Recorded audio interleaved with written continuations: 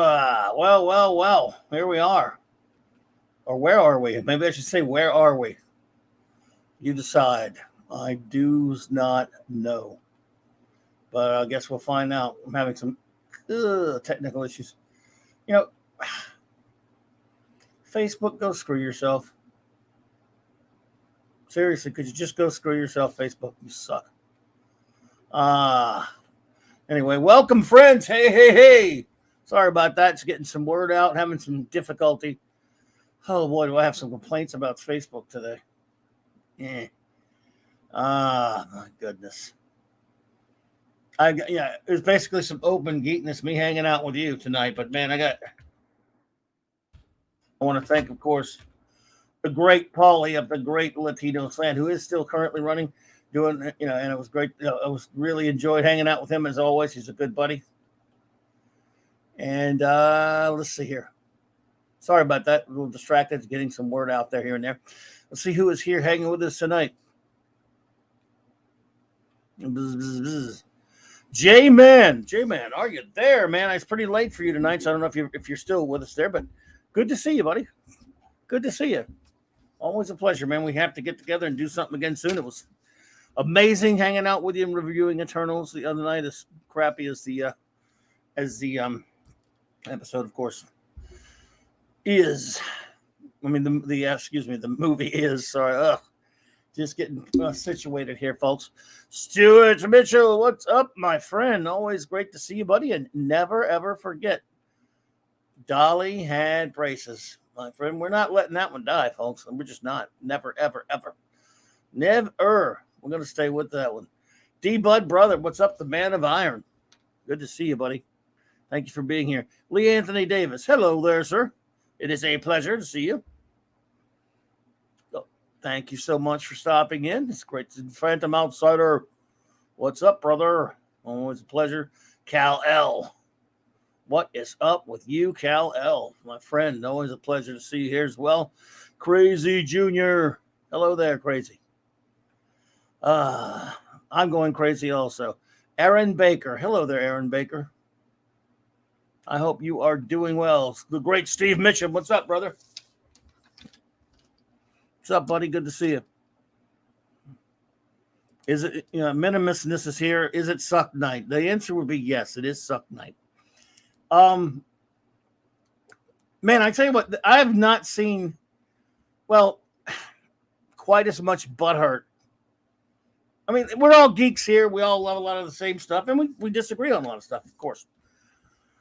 I tell you what, you hear a lot about Twitter and what a cesspool it is. I guess it is, but at least on Twitter, you can argue with people, and there are a lot of good people on there that use it like you do. I have to use it for networking a show. You cannot have a YouTube channel without using Facebook and Twitter. They're necessary, but I don't do a lot of Facebook like I used to, as much as I used to anymore. I keep in contact with certain people on there. Well,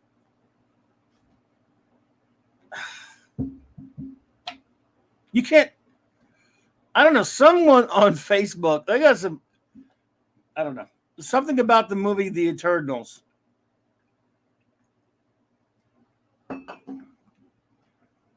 As I mentioned the other night, when I went to see The Eternals at the theatre, I used the check-in feature on Facebook, which I have often want to do. Of course, I had not been to a film before that. It was like a year and a half. I mean, a year and some change last August. Hey, Liger fan, good to see you. Always a pleasure. I hope you're doing well. So I just checked in. I'm at the Cinemark, whatever it was. I'm about to watch Eternals. You check in, you check the film, you put the film in there, and it's, in this case, Marvel's Eternals. And I didn't write, this movie sucks, screw you if you like it. Mark D with a C, what's up, bro?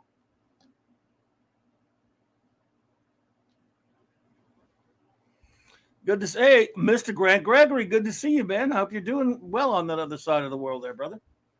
And Mark D, good to see you, Duder. Hope you're doing great, and good luck with that work there you got going on. By the way, before I continue, hey, John, JPRPH, the new spinner rack video was almost ready. I had too many things going on. I've been putting it back. Tomorrow, both videos will be on. So I hate that Wednesday I did not that anyone really cares. I realize that, but I'm merely aggravated that I haven't gotten that thing on there yet. David Rayburn, what's up, cuz? So I go there, I check it in, and all I said was, this is Thursday night now, this past Thursday night. All I said was, listen, I'm not proud and I'm not hopeful. Obviously, friends who understand reservations going into that film will know what I was talking about. They'll know that I was speaking of not really being thrilled about the Eternals movie, but nevertheless going to see it anyway. That's all I did. And after the movie was over, I checked to see if anyone, because usually when you do that, people goof on you. They get on there and all in good fun. You go to say, they just talk about the movie, whatever's going on the check-in thingy or what have you. So I go to check it after the movie, and it has not been commented on.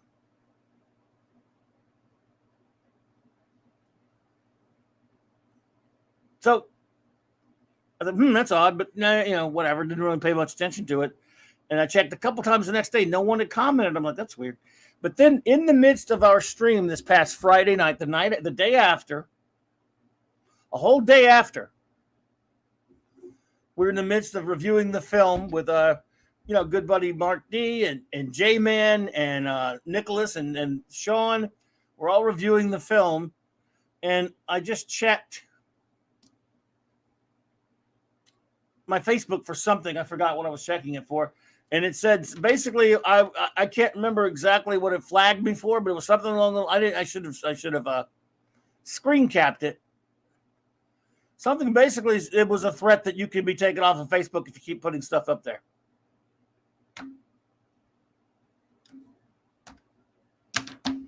I said nothing negative, but first of all, what if I did? What if I got on there and said, this movie sucks? So what? So why in the fuck did it do that? It's really friggin' annoying. Then a few days later, Claude here, as he says,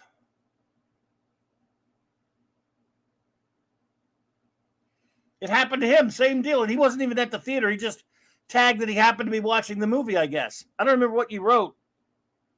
Something like it. It's something to do with the algorithm. Doesn't want anyone mentioning Eternals, I guess. Fuck off, Facebook. Let's see. Captain Cockney Mirror Spock, what's up, buddy? Says, hey, Clobby and all geeks here. And just a bit, especially those who enjoy a nice printed comic book like the good old days. The smell of ink. Yep, Cockney, look, you got to come on and hang out with us on the Global Geek Gang tomorrow if you are so inclined. Of course, I'll make sure you get an invite this time. I hope you're doing well and everything's going well with you, my friend. It is an honor to see you as always. Great to have you pop in. So yeah, they've done it now to two of us. I wonder how many other people have done it. And then more butthurt on Facebook about the Eternals. I did post a little thing that on my Instagram thing that also goes to Facebook, and it just basically said just a few words about what a piece of crap the Eternals is. I know, opinions, those are nasty. I called them Eternals. And a guy that we're familiar with that I haven't talked to in a long time, used to have him on the show a couple of times. Claude will know his name. The initials are AS, and you could put another S behind there, really.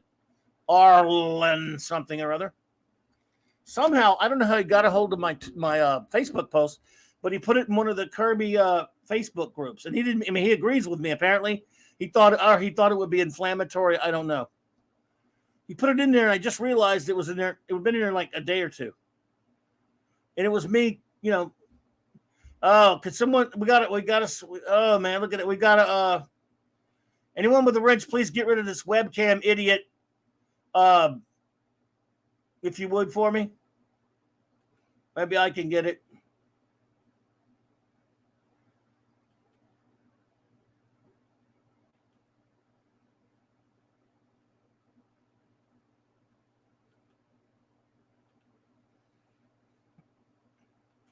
And I've reported them. I'm going to put the user in timeout. Oh, man, we're getting spammed. Getting spammed. Look at that. Who needs that shit? Jesus Christ. But it happens to everybody. It happened to Gary today, I noticed. So.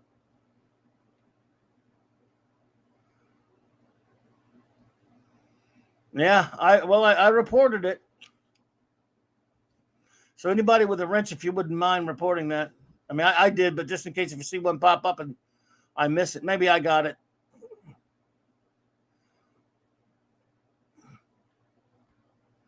Yeah, I reported it.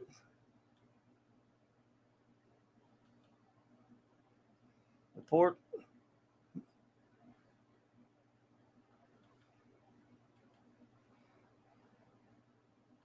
Okay, well. So ridiculous.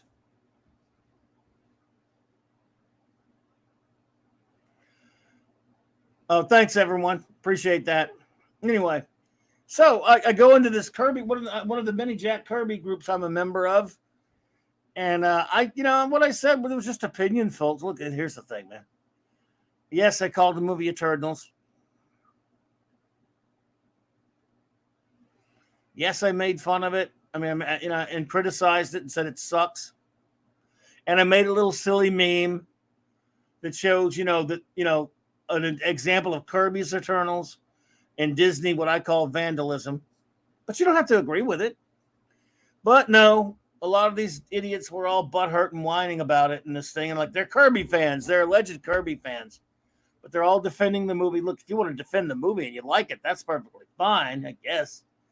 I'm kidding. It is fine. Whatever. Thanks, D-Bud. Thanks, everyone. I appreciate that. I don't know what they're doing in here. They can't. I mean, they're just weirdos, I guess. Big tech, along with the media that supports them, are getting out of control. They are. That's true. That's why any butthurt fan can falsely flag anything that can flag anything that sounds remotely negative to them. Yeah, that's true. They'll flag anything. That's right. You're right. Thank you, Khalil. Yeah, it's just silly, and well, it's worse than that. It's actually pretty insidious, to be quite honest with you. But what are you gonna do?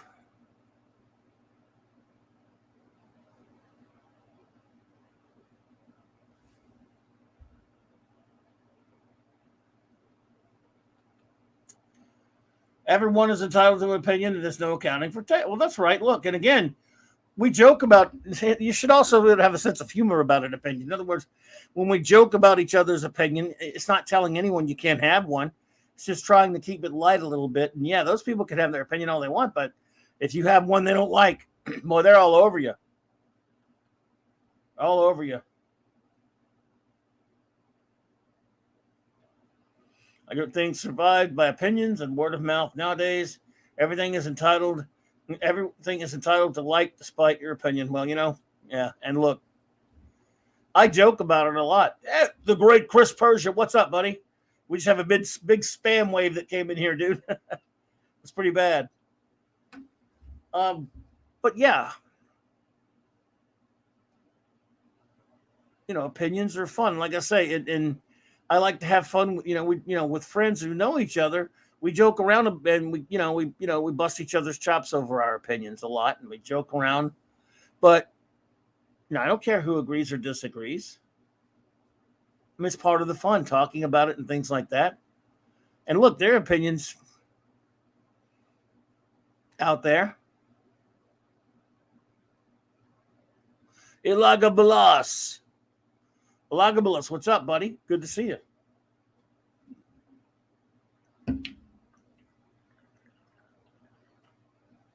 Oh, man. Sorry, I had to drink a little water for my heartburn there. Oh, wow. Anyway, a couple of show notes, folks. Tomorrow, the Global Geek Gang gathereth again.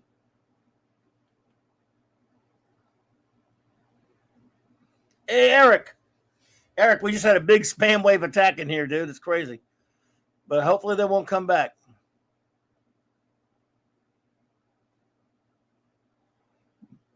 Thank you, Chris. I appreciate that.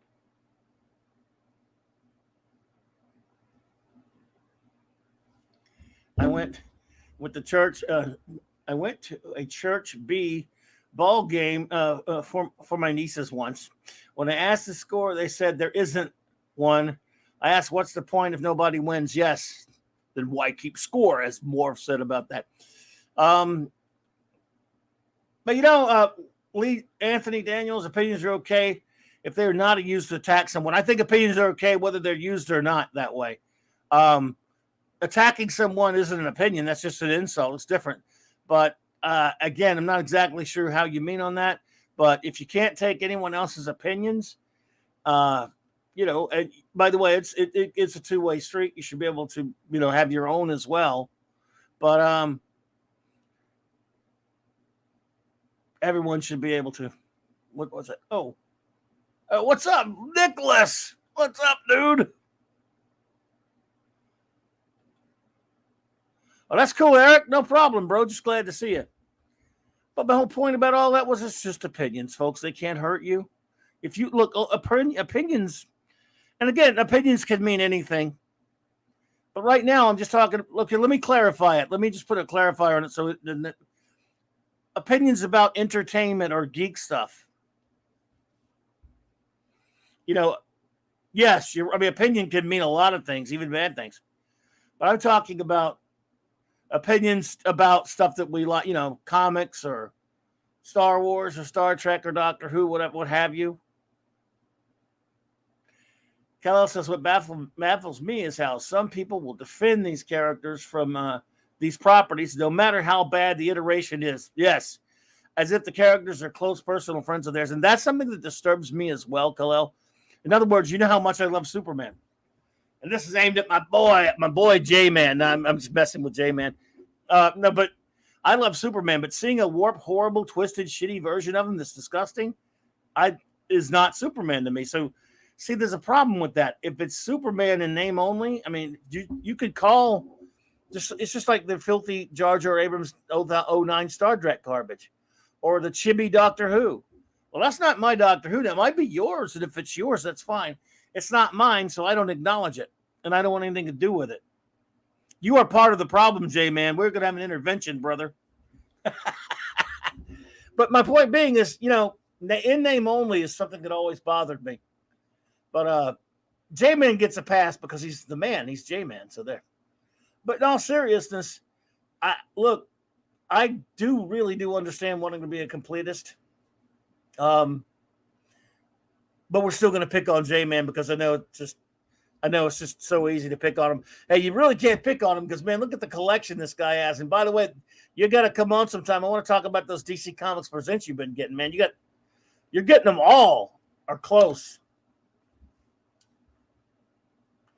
That's right. That is exactly right, Captain Cockney Spock. I'm sorry, the mirror version. Exactly, D-Bud. But yes, Cockney, that's exactly right. The filth ain't Star Trek. But the thing is, you could call it Star Trek because we don't own it. There are corporates who own it who get to dictate what they are called. But anyway, back on the show notes really quickly. Tomorrow, 1 p.m. Central Standard Time, the Global Geek Gang gathers. And I mention this because I have an announcement for the Global Geek Gang a week from tomorrow. A week from tomorrow, because it is, of course, kind of Doctor Who month. We've been talking about this for a long time, many months now. We're going to celebrate Doctor Who. It's going to be a Doctor Who roundtable entitled "Who We Love." And what I mean by that is we're not gonna look. I hate what's happened to Doctor Who, and I bitch about it as much as any Doctor Who fan. It makes me sick. I hate the chibi stuff and the Jodie stuff, but we're going to take time to just celebrate what we love about Doctor Who, and we're going to, whatever Doctor Who you love. And again, we joke about opinions, but if you like Doctor Who, I don't, or whatever, that's perfectly fine. what we're going to do is have a round table. As all you know, on StreamYards, you can only have 10 people. So the Global Geek Gangers who are Doctor Who fans who can make it are going to be here. And I've invited a few. My buddy Noel with the TARDIS Zone's probably going to, I think, is going to be here. Noel's going to be here. Noel said he'd be here. Problem Being will be here. I think Dan with the Space Book is probably going to be here. He's a cool dude as well. I think I'm trying to get Bowles Trek. If he could make it, he might make, formerly known as Bowles Trek, one of my favorite YouTubers as well. He might make it. And then just the other Global Geek Gang members who are here that are Doctor Who fans. And in other words, I know Retro's a big Doctor Who fan. I think Ash is. I don't know. Some of us are, some of us aren't, of course, but I am. And we're going to show some love. It's all going to be a love fest. In other words, talking about the Doctor Who that we love, not very rightfully complaining, because the complaining needs to be done. It's important. And it's just that this will be a show talking about the Doctor Who that we love. So I'm going to it can only be 10 at a time on the StreamYard. So I'm going to get as many as I can in. And we're going to talk about anything from, basic stuff, your favorite episodes.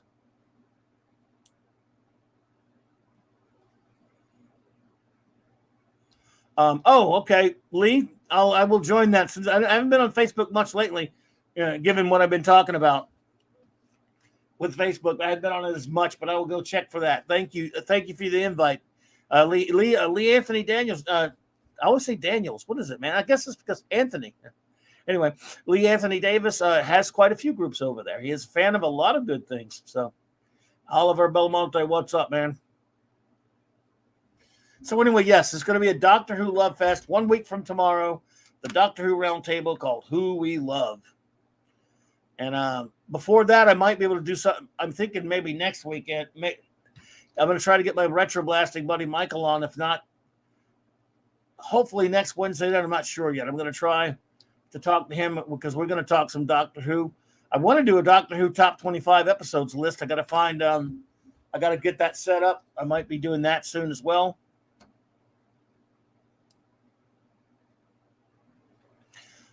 Yeah. Oh, D-Bud, cool. I can't wait to see that. That's next week. Evil of the Daleks. Wow. Zach's buddy, the Hulk villain. What's up? I'm going to ask Michael to come on and talk some Doctor Who. We've been meaning to. But he's a busy man. I hate bugging him. But I'll try to see if I can get him up and get him on with me to talk some Who this month.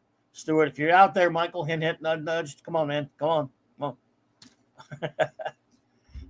There's Liger fan. He has some picks. Favorite Doctor, favorite Troughton, Tomb of the Cybermen. Wow, greatness. Favorite Tom Baker, the Deadly Assassin, great one. Favorite Davison, the Five Doctors, and Caves of Anazoni. Yes, I'm with you. Favorite Seventh. My favorite episode of the Seventh Doctor is real tough. Maybe if it's not Battlefield or Curse of Fenric, perhaps it's Remembrance of the Daleks. But I love a lot of them.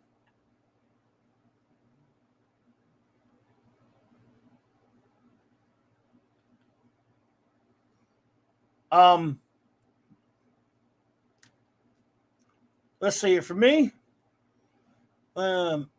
Liger fan, my favorite Troughton is probably Invasion. I don't know, though. Tomb of the Cybermen is a great one. Wow. My favorite Tom Baker is, it might be Deadly Assassin, but man, I don't know. It's tough because I love, well, there's so many I love, but that's a good, I've never really actually sat down. I think Pyramids of Mars might be my favorite Tom Baker episode. But, dude, there's so many to pick from. But, in fact, I'd have to check. I think that is the one I picked as my favorite last time I did this. And my favorite Davison episode is Caves of Vandizani, but Modern Undead is a damn close one as well. And I'm one of those weirdos that even likes the Colin Baker era. And you're not going to find too many people that likes that. And, well, certain episodes anyway. And my favorite McCoy, I don't know, just for. By the way, yeah, you didn't mention Pertwee. My favorite Pertwee is Terror of the Autons, probably. The first one with the Masta. The Masta.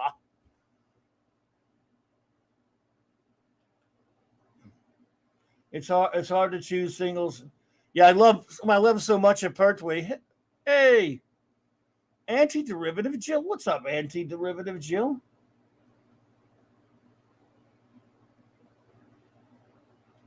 Hello there. Let's see. Jill says, send at Dalek 451 a link to the Doctor Who stream. Yeah, I've seen Dalek 451 in Cockney streams, but I don't know him personally, but and I've seen him at Doomcocks, but sure. Oh man, our wonderful first officer is here with the super. How dare you? How dare you do that? I love you, Raquel. Thank you so much, my dear. You're the best. Raquel Briggs, my wonderful first officer with a 149 super sticker. You are too kind, and you stop that. You stop that. I love you. And also, brings me to my second show note, of course. Tomorrow night, not too long after the global geek thing that is global, my wonderful first officer and I, and the greatest, not only the greatest first officer, but the greatest chief engineer in the fleet, will get together once again, 9 p.m. Central Standard Time, back at our old time, to hang out in Clobby's Clubhouse, folks. Clobby's Clubhouse.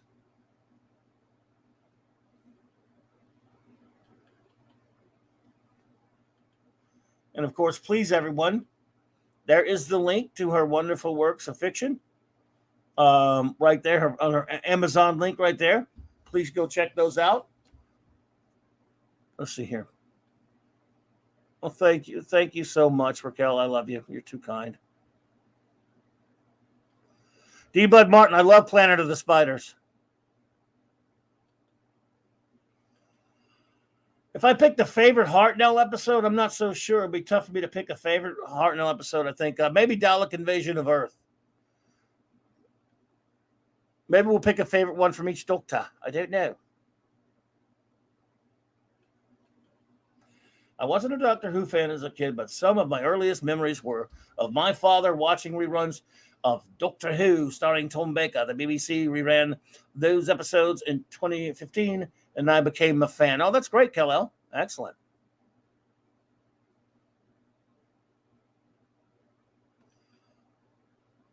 Aaron Baker. Oh, hey, Genesis of the Daleks is the first Doctor Who I ever saw, and I love it. So, indeed, Aaron Baker. I love Genesis of the Daleks.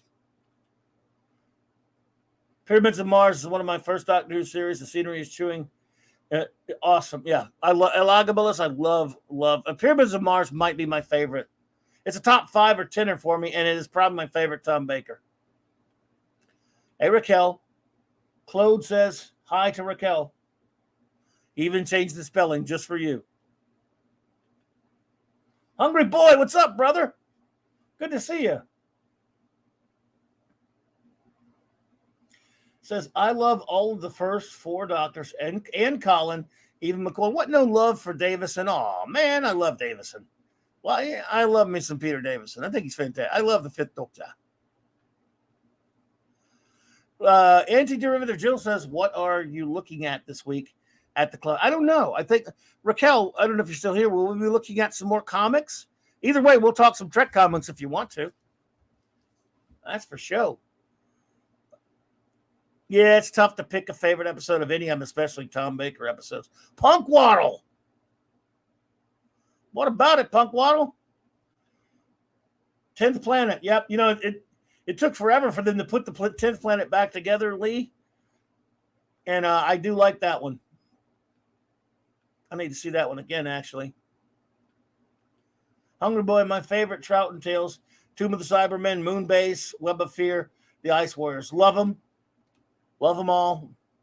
Stuart Mitchell. I love Earthshock. Earthshock is underrated. And we get to see Adric die, so that's pretty much. Claude says, Reign of Terror. Isn't that the one about, oh, man. Did they get all that back together, Reign of Terror? I don't know if I've ever got a chance to see all of that one when it got reconstructed.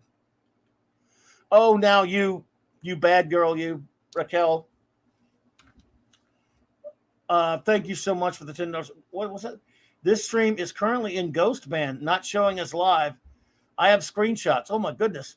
Please share the stream, hit back against the crap, and support my captain. Can't stay, Clobby, but I love you. I love you too. Thank you so much. I did not realize that. We've got a big audience according to my number thingy there. So everyone who is here, I want to thank you so much for being here. We're just doing a basic me hanging out with you one-on-one. I do this once in a while. We're just talking to you guys in the chat, and any geek stuff you guys want to mention, if it's something I can answer, I will. Pokemon, I haven't gone back and watched enough of the early Doctor Who. Well, it's on BritBox, if that helps, on Amazon there, Punkwaddle. They're all the classic Who is on there. Zax, I can second Clobby's recommendation for the lovely Mrs. Briggs writing. Each story is only 99 cents. What are you waiting for? Absolutely, Zach. She is wonderful. She's just so amazing. And listen, I'll put the link in there one more time there because I think she had to run. But there you go. Aaron, Hand of Fear, because it was Sarah Jane's. Yeah, that was a touching ending. I love Hand of Fear. Love you, Raquel. Sutek was robbed.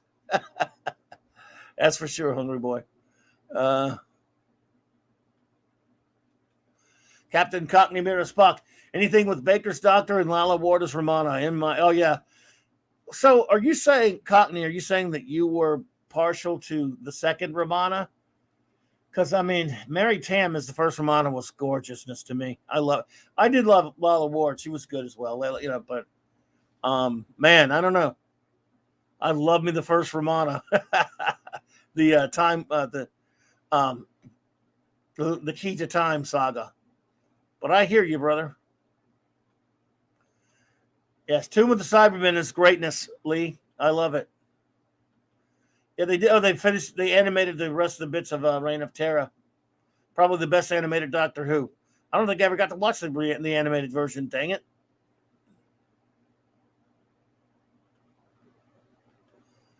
The Green Death, because it was the final adventure of Kate. Yeah, the Green Death, the episode is kind of wonky, but that's the saddest ending as you've ever going to see on real Doctor Who. It was very touching the way Doc 3 reacted to losing Joe. I love Joe Grant, by the way. In addition to Baker, I also like Tennant and Smith as the Doctor. But my favorite Doctor, and I realize the writing wasn't always great, is Capaldi. His portrayal was just awesome, in my opinion. Khalil, my problem on Capaldi is I love the actor. I mean, you can't look. I don't think you'll ever see anyone who doesn't think he's a terrific actor because he just is. He's fantastic. I just don't like the way he was written. His portrayal. I mean, he's portraying what they tell him to portray. When they give, he's directed, he speaks those lines and he does it. I just don't like the way the characterization, and I didn't like his stories. But I love him, and I think that's one of the biggest crimes of until what Chibi and Jodie have done to the show happened. Before that happened, I thought the biggest crime ever perpetrated on Doctor Who was writing such a great actor the way they wrote that character. That Doctor, for me personally, and it's just me, was not written correctly. I hated the way he was written. I love the actor.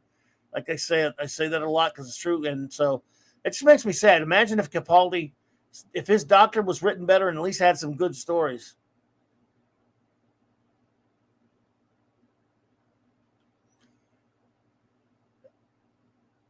I wonder, could the algorithm be messing up like you're saying there, Chris? Could this have anything to do with the spam wave we got earlier?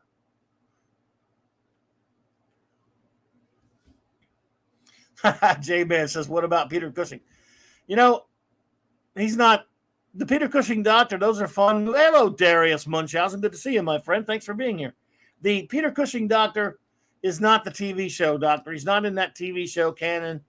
He's, but they're fun. Those Doctor Who movies, they were just made as quickies to cash in on the Dalek craze of the 60s. But how do you ever not love Peter Cushing in anything? He's fantastic. I mean, one of the greatest actors who ever lived. So, yeah, I mean, he's still great. Yes, top women. I love both Romanas. Mary Tam, what a gorgeous woman. Hungry boy. I was outraged as a kid when Sarah got abandoned. Dang it. I'm right there with you danging that one, man.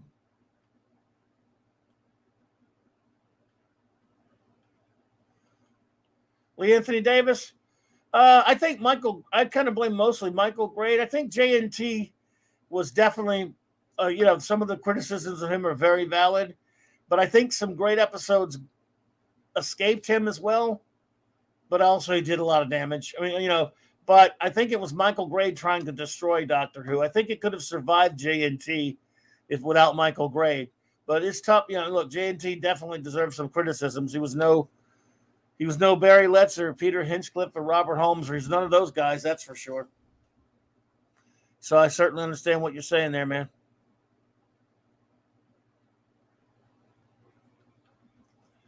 Capaldi was in Lair of the White Worm, sexy, scary movie involving.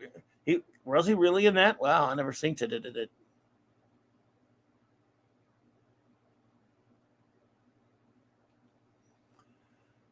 Were we in the store and we saw a girl that looked like Layla Ward? When did that happen? I can't remember that.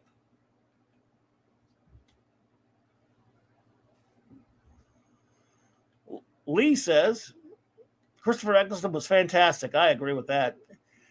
As he kicked the door open to a new audience, a generation of new fans. Well, yes, I loved him. Loved Eccleston. Thought it was fantastic. I agree. I'm with you there, bud. Fan about that. Clara was the Wesley of Doctor Who. You know what I'll say about Clara?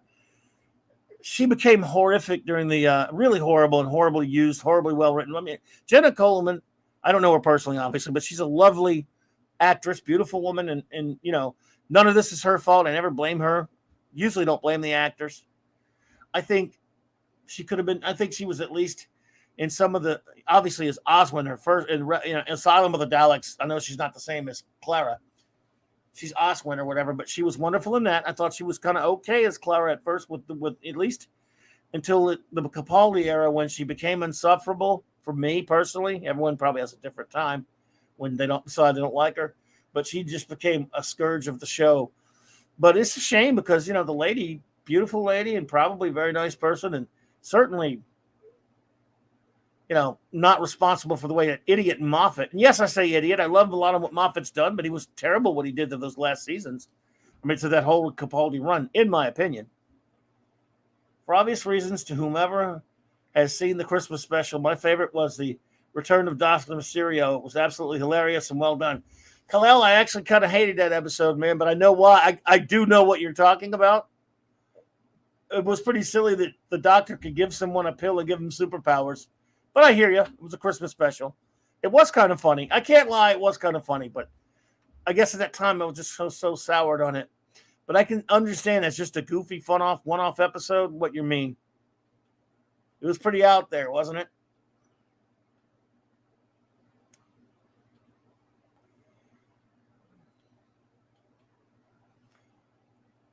Oh, that's right. I remember what you're talking about that, Jay, man. You bought them all, buddy.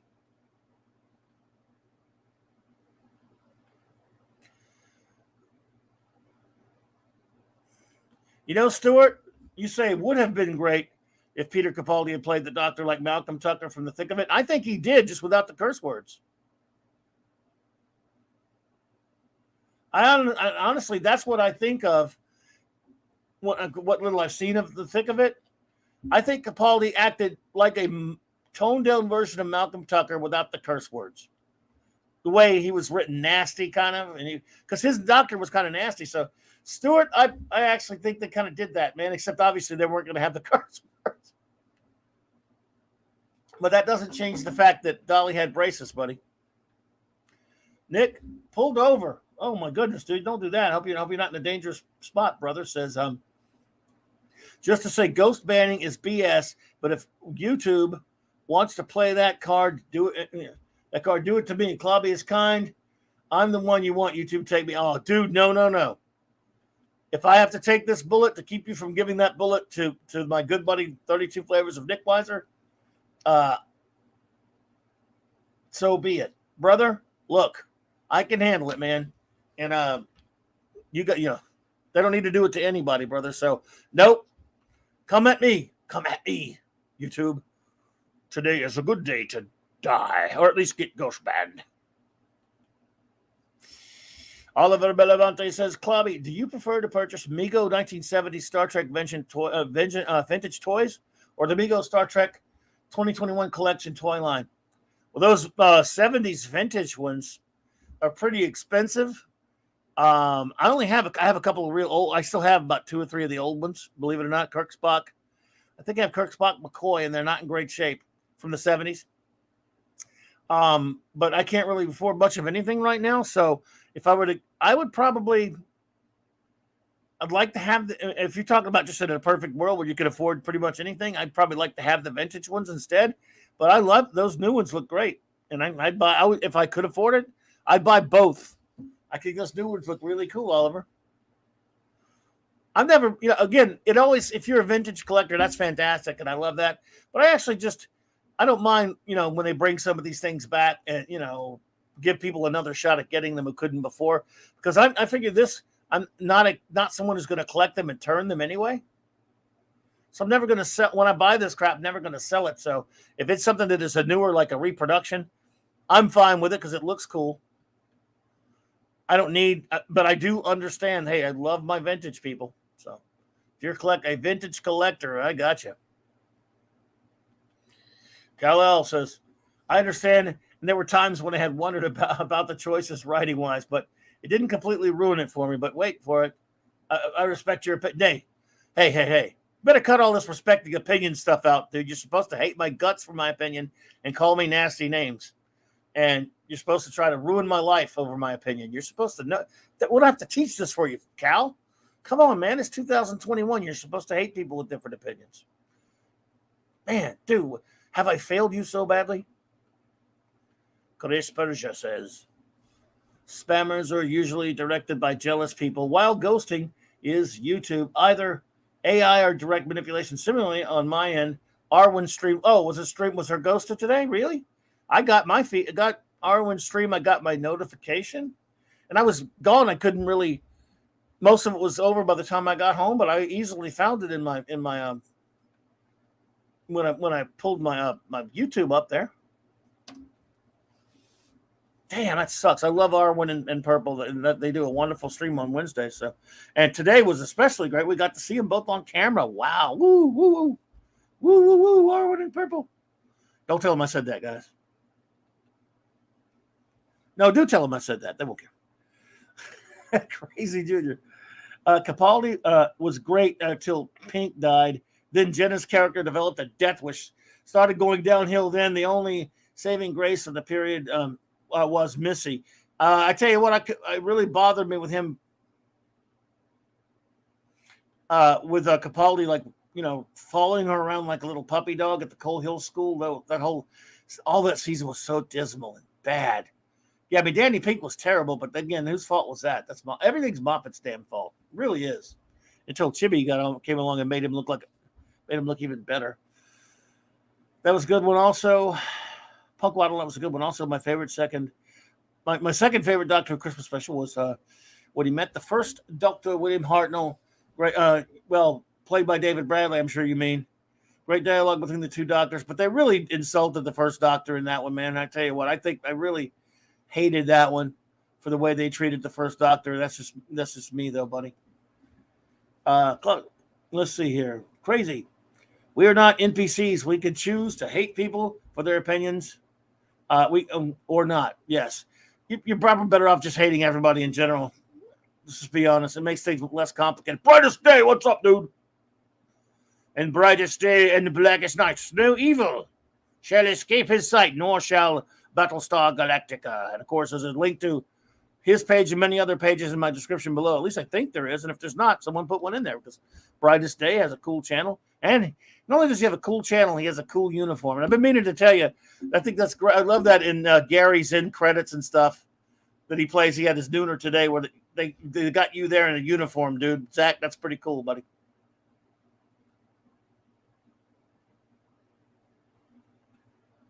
Kal-El says they can be a great. Oh yeah, they can be a great people. Kal-El, they wish to be. They only lack the light to show them the way. Okay, I can't do a good Brando. Chris Persia says, all right, Clobby, I will clip your woo-woos for Purple and Arwen and send them to them. Well, you know what? They'll know that those woo-woos come from a place of love. Or something that starts with an L. They don't know. And they are lovely. So there you go. $2 super chat from the great Eric K. Oh, dude, thank you so much. You shouldn't have, buddy. Clobby has a Wesley shrine. Respect that, Law. It's true. It's a pretty messy one, though. It's got, it's pretty ugly. But it's there. Or it would be if I had one. It would be pretty messed up. Monk Waddle, give me the War Doctor. Listen, give me the War Doctor. He should have shown up in the Christmas with the facehuggers, a crossing of two streams of nerddoms. Well, what's his name? It was rest his soul now. John Hurt was a great actor. Yeah. I don't mind. Look, I would really wish it had been Eccleston. Excuse me. Eccleston had come back, and we got McGann in that role of not the War Doctor, but not a bad consolation prize when you consider it was, John Hurt was a great actor. I love the 50th, actually. I really love the 50th anniversary. That's the last time I've loved a Doctor Who.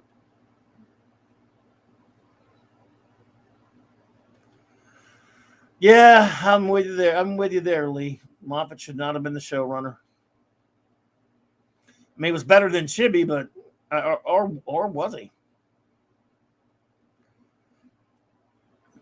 Hey, no one's more awesome than you, dude. You got that uniform, and you got to be on that in those credits out there at Vegas, man. That's hanging with my boys out there like Nicholas and stuff. That must have been amazing. I'll see it. Maybe I'll see you at Dragon Con one of these years if I ever go back. Kal-El says, I don't know why we got on Doctor Who. Guess because it's Doctor Who month, so why not? We can talk about anything you guys want to talk about, but I'm just mentioning Doctor Who because a week from tomorrow we're going to have a big Doctor Who roundtable on the Global Geek Gang. They also made fun of Capaldi in that special when he vehemently declares, I am younger. To the first Doctor's disappointment in not being a younger. Great line delivery again, in my opinion. I hear you.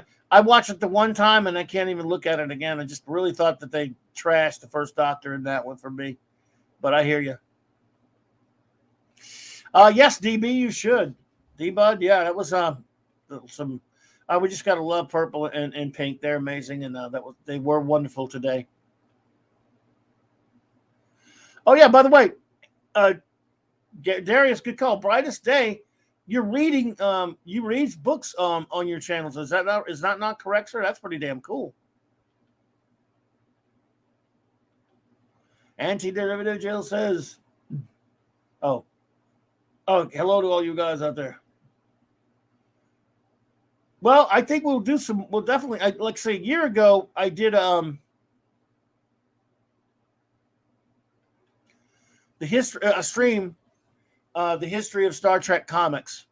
But we're gonna. That's been a year, so yes, on the Clobby's Clubhouse, the past couple of weeks, for those who don't know, we did. Raquel had been given a wonderful gift from her wonderful daughter of a bunch of Star Trek comics because she saw that show I did a year ago. And she'd never had any Trek comics, and you know how much she loves Star Trek. So, and we were just talking about the ones she had, telling her what, some info about the ones that she had. Mark D, of course, helping her look up, the ones that she has and everything. So we'll probably do, if she has any more tomorrow. If not, we'll definitely talk about some more Trek comics. But we'll, definitely do something like that. I thought about it being Doctor Who month, doing a special about Doctor Who comics, but then I realized a lot of them, I don't know, it's not like Star Trek comics, how many they've done or anything, in terms of volume or whatever.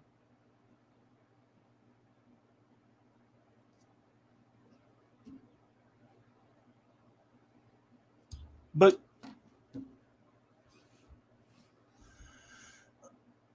a lot of the ones they've done over the past, I don't know, decade or so. I don't know. I guess I kind of like the ones better that when they were in the Marvel Doctor Who magazine. I don't know.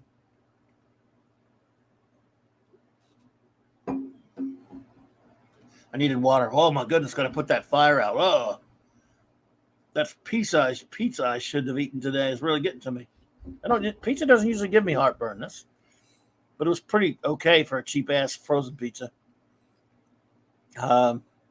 Nick would probably, if you're out there, Nick would probably disapprove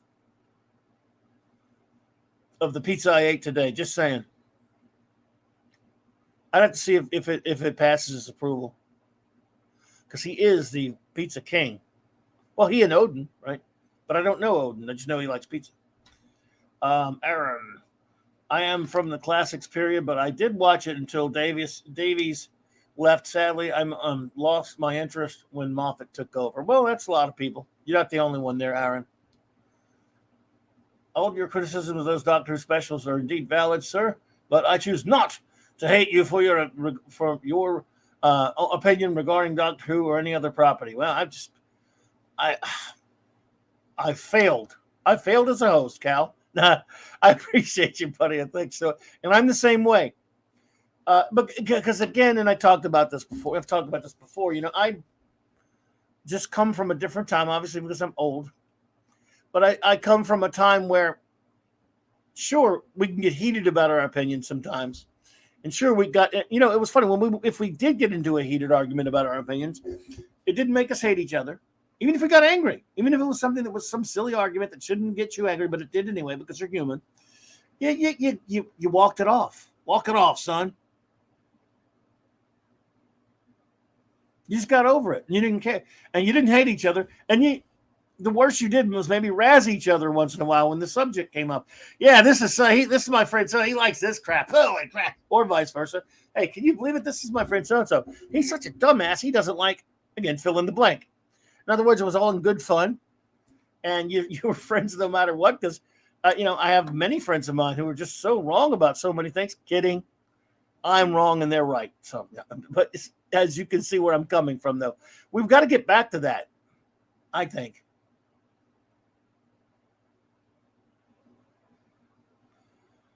Oh, it's loud over there, is it, Hungry Boy? Yeah, I'm sorry. Could it be louder than me? But we got to get back to that sort of thing.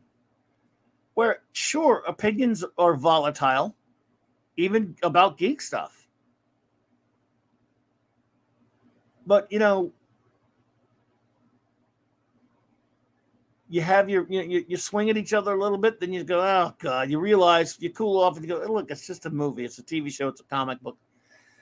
And I'm talking, and again, we got to keep that. We've got to get back to that. And I think most of us here are, though. I still think that's probably most people. The people who get all butthurt and whining about it, like, again, they come out of the woodwork and they're in small numbers, like for something like Eternals, for example. I think it was terrible. I think it was absolutely just one of. But you had, for example, and again, every YouTuber's talked about this, so I won't go that far into it. And rightly so, they covered it. Variety magazine or whatever, Variety did an interview show with this idiot critic and this idiot host, where I thought I was watching a couple of toddlers in adult bodies talking, having a conversation.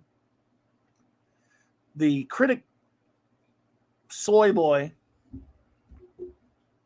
which he is, I'm sorry, was basically saying the worst, talking about reporting the fact that that Internals is the worst reviewed Marvel movie yet, and he means that as far as the aggregate of reviews off of Rotten Tomatoes, if you care about that sort of thing, and probably Metacritic, whatever it is.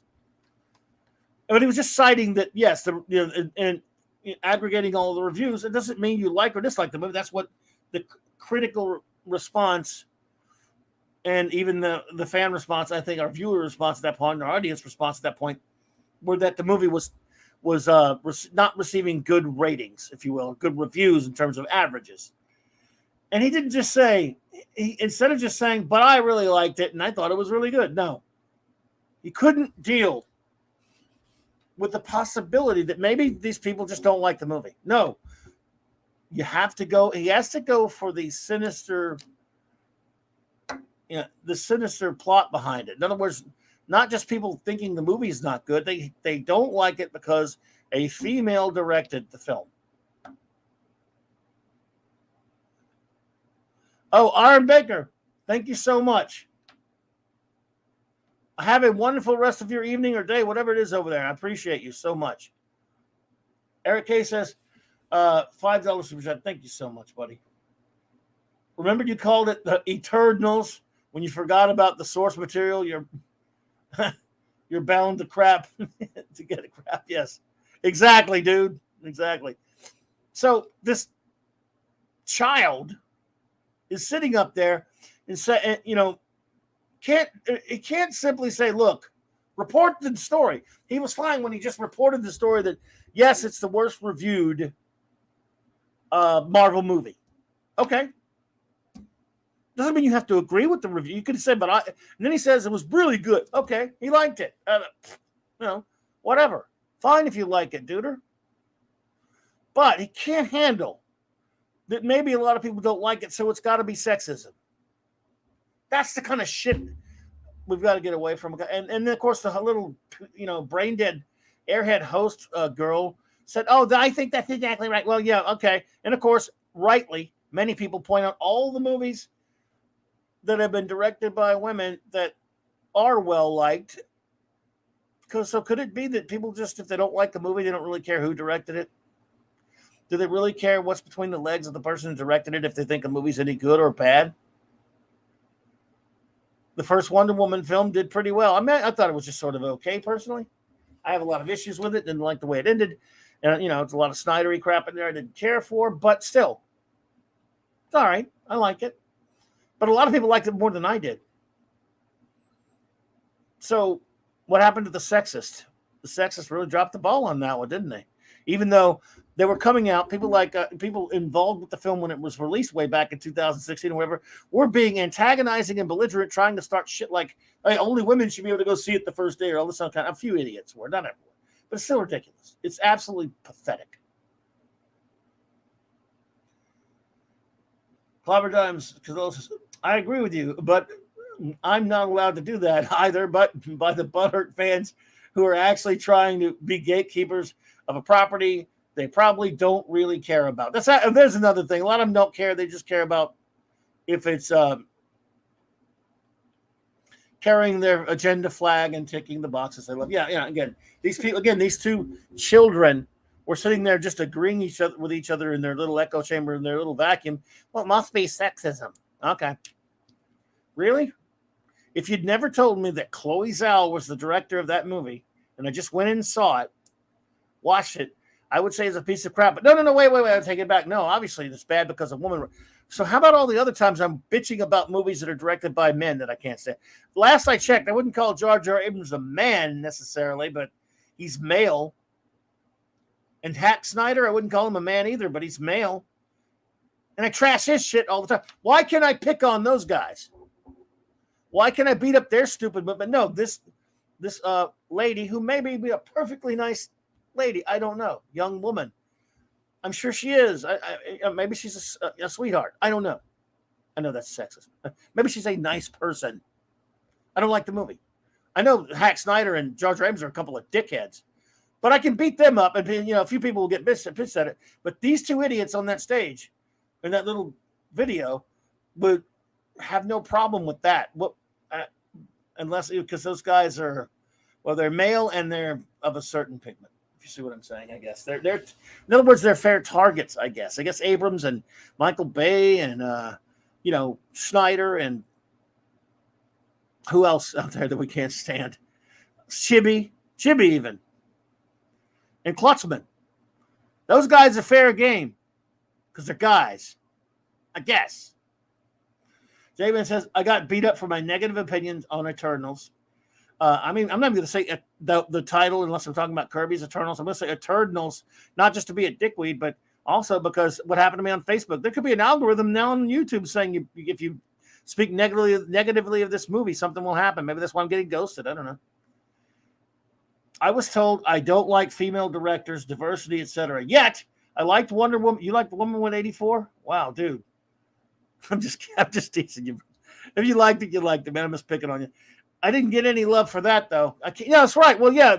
See, it won't do you any good. You could like 10 movies directed by a woman. If you dislike, and they don't care. You dislike one of them, boom, sexist. And it's an old story. We've seen this crap for a while. Troy Barcelli. Good to see you, Troy. I don't think I've ever seen you pop in before, man. Great to see you, my friend. I hope you had a good time over there on Paulie's amazing stream. Paulie, of course, knows Latino Slant. There's a link in my description below, by the way. I was over there for a little while with Paulie. He's having a fantastic, lovely lady on tomorrow. I don't have the link on me, but I'll try to get it later because he's having a big stream tomorrow night, a special stream, a Thursday night stream with a beautiful young actress. Her name is Electra. I can't pronounce the last name. Oh, God, I'm embarrassed. I can't pronounce the last name. But yes, and I hate to even sound like I'm trying to stick up for the idiots like Jar Jar Abrams or Hack Snyder, but yeah, you can beat up on them all day long and it's fine, but Chloe Zhao is off limits. J-Man, have a great night, brother. Appreciate it. And by the way, I don't know if Chloe Zhao is out there bitching about it and moaning about the bad reviews. I don't know what she's like. Maybe she thinks it's pretty stupid too. Maybe she thinks it's okay to like or dislike her movie on the basis of the content. I don't know. So I'm not speaking about her. Lee Anthony Davis, have a good night, sir. Thank you for being here, man. Take it easy, J-Man. Troy says, Sofia Coppola is an awesome director. Doesn't get enough credit. Now, there you go. I don't know if Troy, if it's like superheroes and shit like that, it's the only thing I watch anymore. So I probably have not seen any of her films that I know of, but I have heard that, yes. But these guys they make it sound like we never complain about the movies directed by dudes. Let's see. Chris says, Clobby, 30 years. 30 yes and 1 no makes you an istaphobe. That's right. Yeah, according to Hollyweird. Remember, they don't want constructive criticism. They want mindless consumption. That is absolutely correct. Yeah.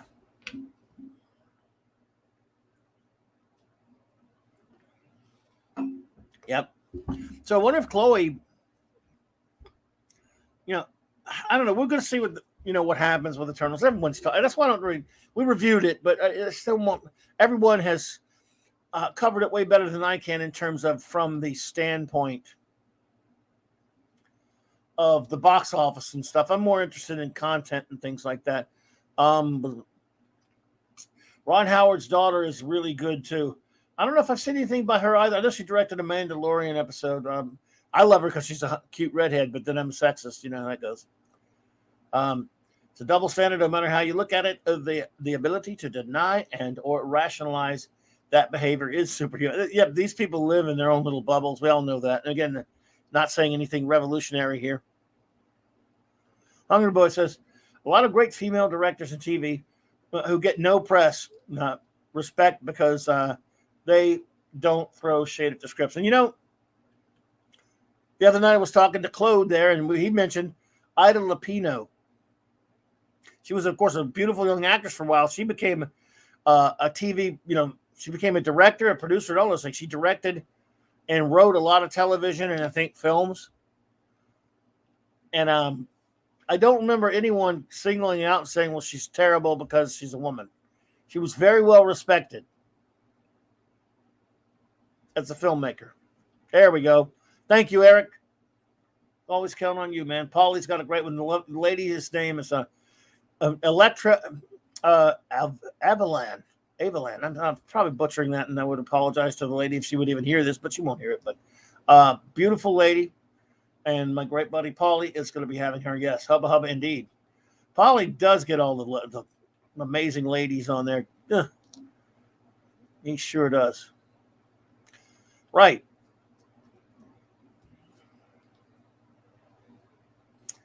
One of the most prolific directors in TV after Hollywood dissed her for losing her looks. Yeah. She even directed a couple of Have Gun Will Travel episodes in her early days there. But yeah. But no, hey Glenzer, good to see you, by the way. No, you're an istophobe and all that crap if you don't like Eternals.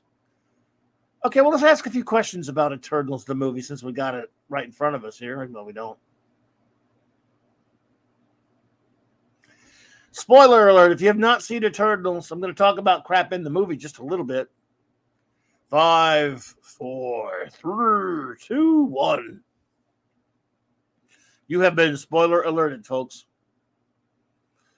In Eternals, and we're going to talk about this a little bit tomorrow in the Global Geek Games. I just want to touch on one or two of the elements in there without going overboard with it, really. I have just I don't know if I should even talk about this. For those who don't know, is everyone adequately warned, by the way? Okay. For those, if you actually care to see. I think, by the way, anyone who wanted to see or felt like they had to watch this movie has already seen it, probably. Because it's going to be going down, down, down. And when Ghostbusters comes out next week, it's over for Eternals. Even if Ghostbusters doesn't turn out to be good, which I hope it does. So,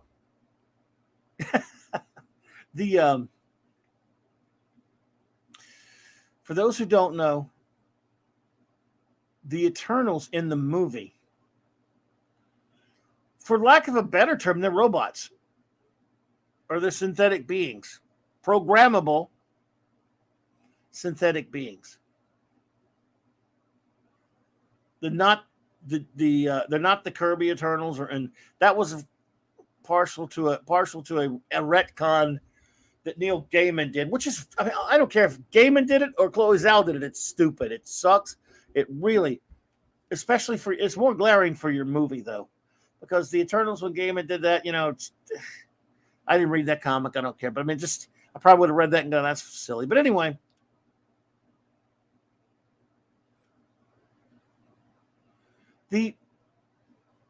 That automatically, that reveal right there, if you have any, and I don't know why you would, but if you have any emotional investment in these characters, these lifeless, the characters that are already, well, now I guess we figured out why they're lifeless.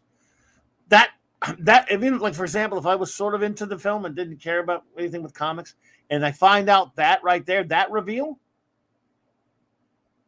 I'm out. I'm done. Like, at that point, I'm like, well, I don't know why I should care about these things anymore. These things. They're sort of like, they're synthetic. They're pretty much like, they're programmable. Every time they go to a planet and spend thousands of years working for the Celestials, their minds are wiped and they start all over again. There's really not really a planet Olympia, apparently, which of course in the comic, it was not a planet. They follow no Kirby here, but I'm told I'm not supposed to mention that, right? So, my question is this. If that is the case, and it is the case, according to the movie, they are programmable artificial beings. Okay, fine. But if they're programmable artificial beings, why do they... Well, listen here.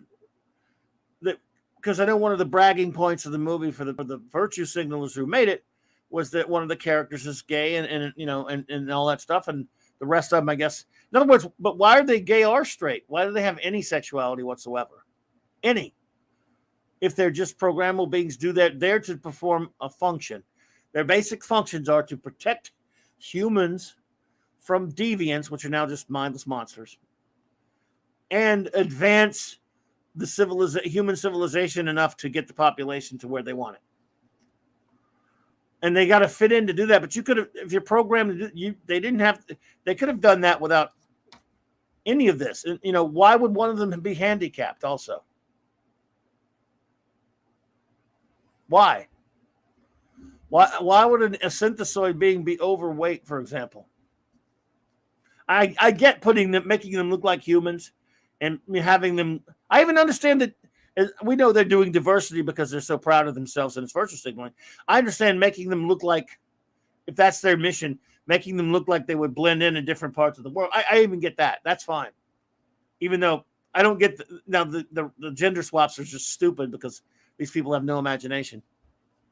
You could just create more, you could just create new Eternals with different, that were happen to be women. You had to change them. But anyway, but as far as the relationships in the film, gay or straight, they don't make any sense. Because these beings, why would you even bother? And by the way, the Celestials are so unbelievably omnipotent. They don't see that it's possible that these beings that they created might somehow grow to act independently someday. They don't foresee that, but they're gods. They're gods. They couldn't foresee that their own creations were going to turn on them. Why?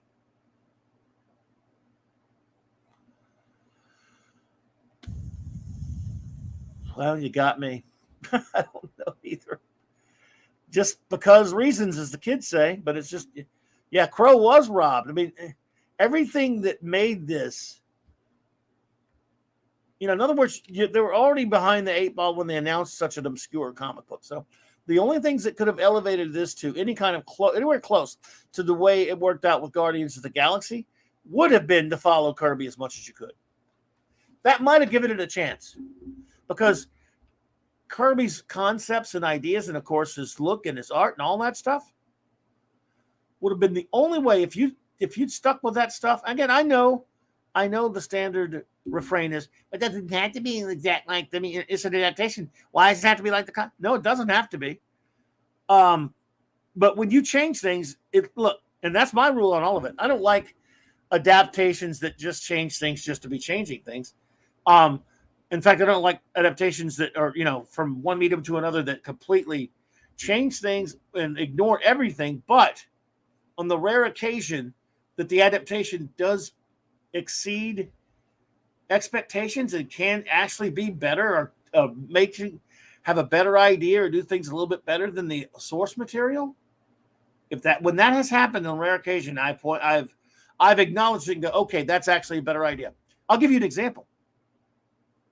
You want an example of something that turned out better than its source material? Because the Turtles sure isn't one of them. But I'll give you a couple of examples. Anyone ever see one of the most important films ever made? It's a little small film called Jaws. Jaws. The book was completed, not too long before the film. Peter Benchley's Jaws. But so the film is, quote unquote, based on the book. Have you ever read Jaws by Peter Benchley? Sorry. The film Jaws, in my opinion, is a masterpiece. I think it's one of the most. I mean, it's in my top 5 or whatever movies of all time. It's right up there. I love it. It's one of my all-time. I mean, I just can never get enough of it. I love it. And that, a lot of crazy happenstance turned that movie into the masterpiece that it is. Yes, and she had braces. The book's not good. I'm sorry. It's got, Glenzer, that's right. The novel sucked. And because the movie, no one really knew much about the book. I bought the book after I saw them. I was a kid and everyone was buying the hell out of that book because they loved the movie. And you couldn't just go buy the DVD in 1975. Oh man. You could go back to the theater only so many times. Holy crap. Was it 75? I was 11 years old when the movie came out. And saw it the first week or whatever, but I couldn't go to the movie anytime I felt like it. We bought the book.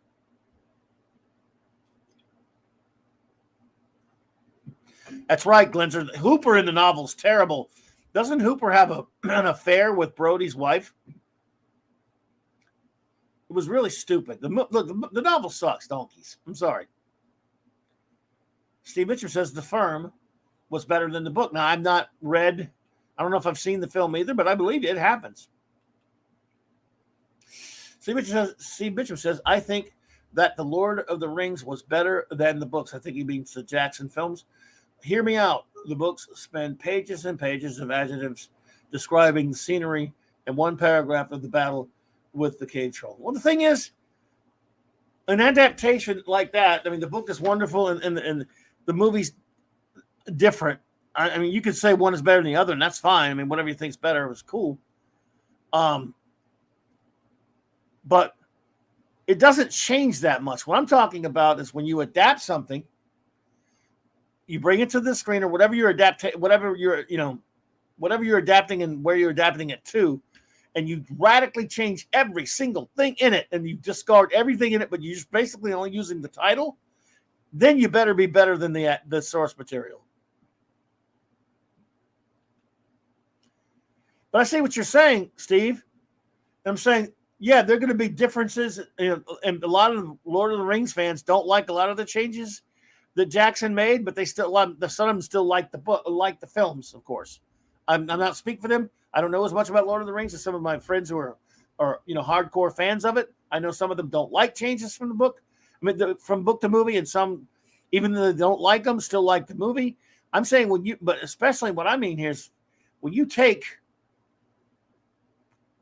a material, whether it's a comic book or a movie or something, and a comic or a book, and your adaptation to film, just use that as an example, is so different that it's pretty much in name only.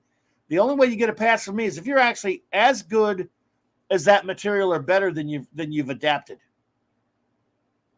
And usually they are not. The Towering Inferno was based on 2 books. The Tower of the Glass Inferno. Die Hard was based on a book called 48 Minutes. No John McClane. I thought Die Hard 2 was the one based on 58 Minutes or whatever. Yeah, no John McClane was in one. I know he wasn't. You're right. Anyway, and wasn't John McClane supposed to be Frank Sinatra? Okay.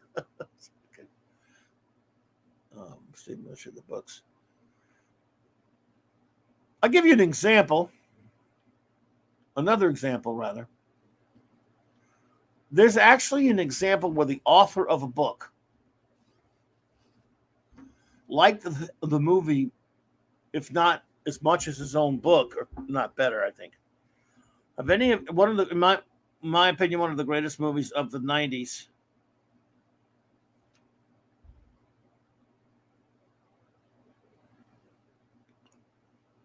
Is a movie called L.A. Confidential.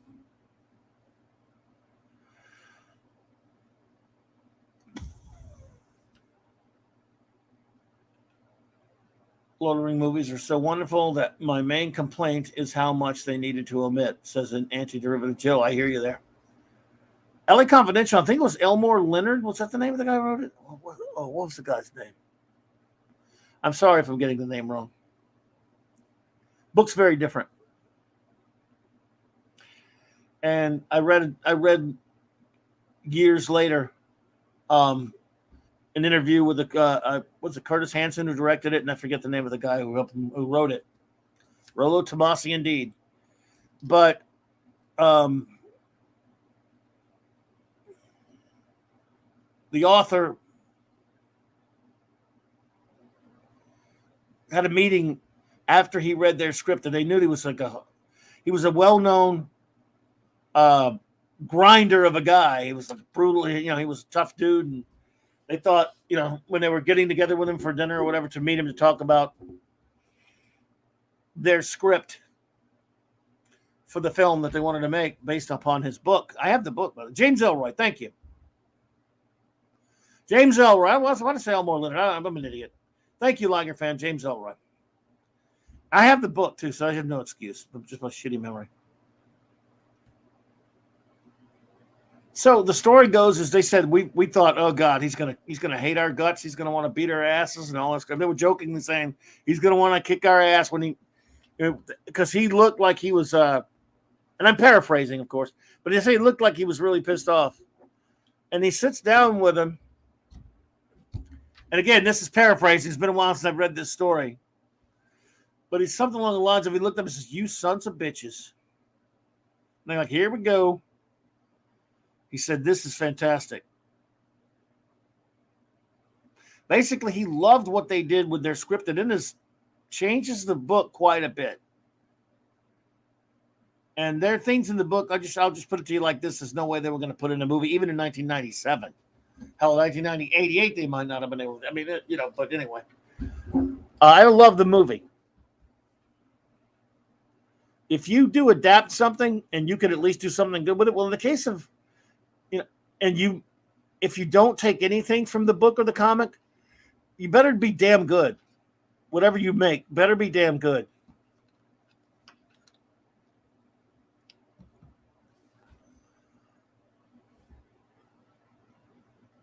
Yeah.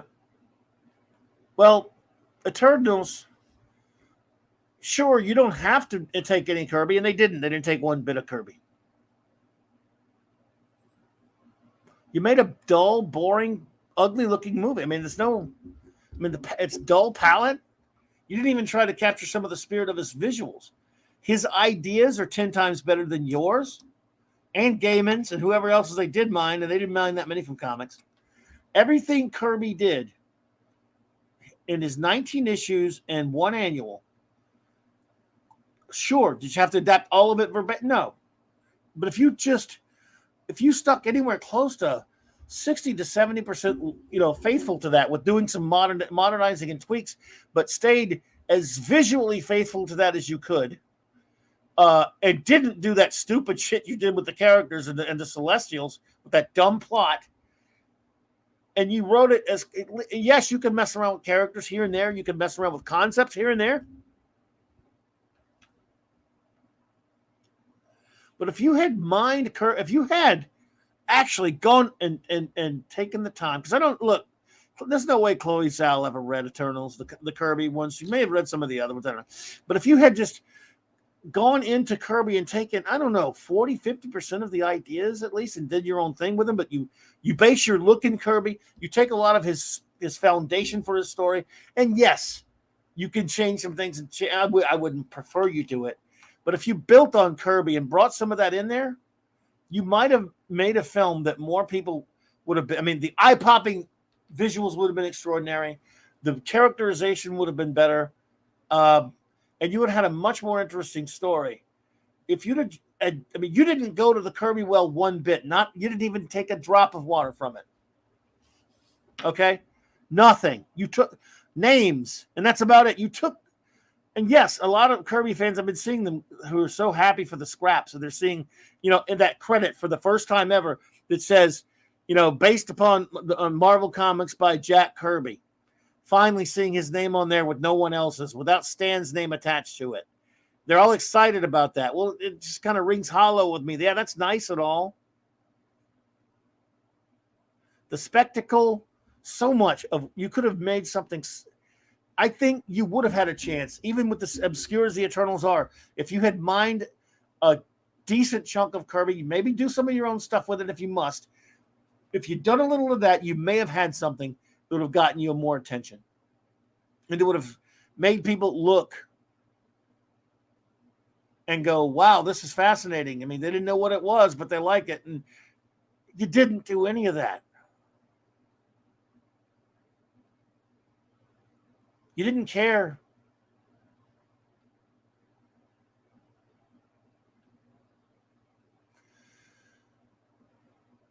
You didn't care. You didn't care that you had some.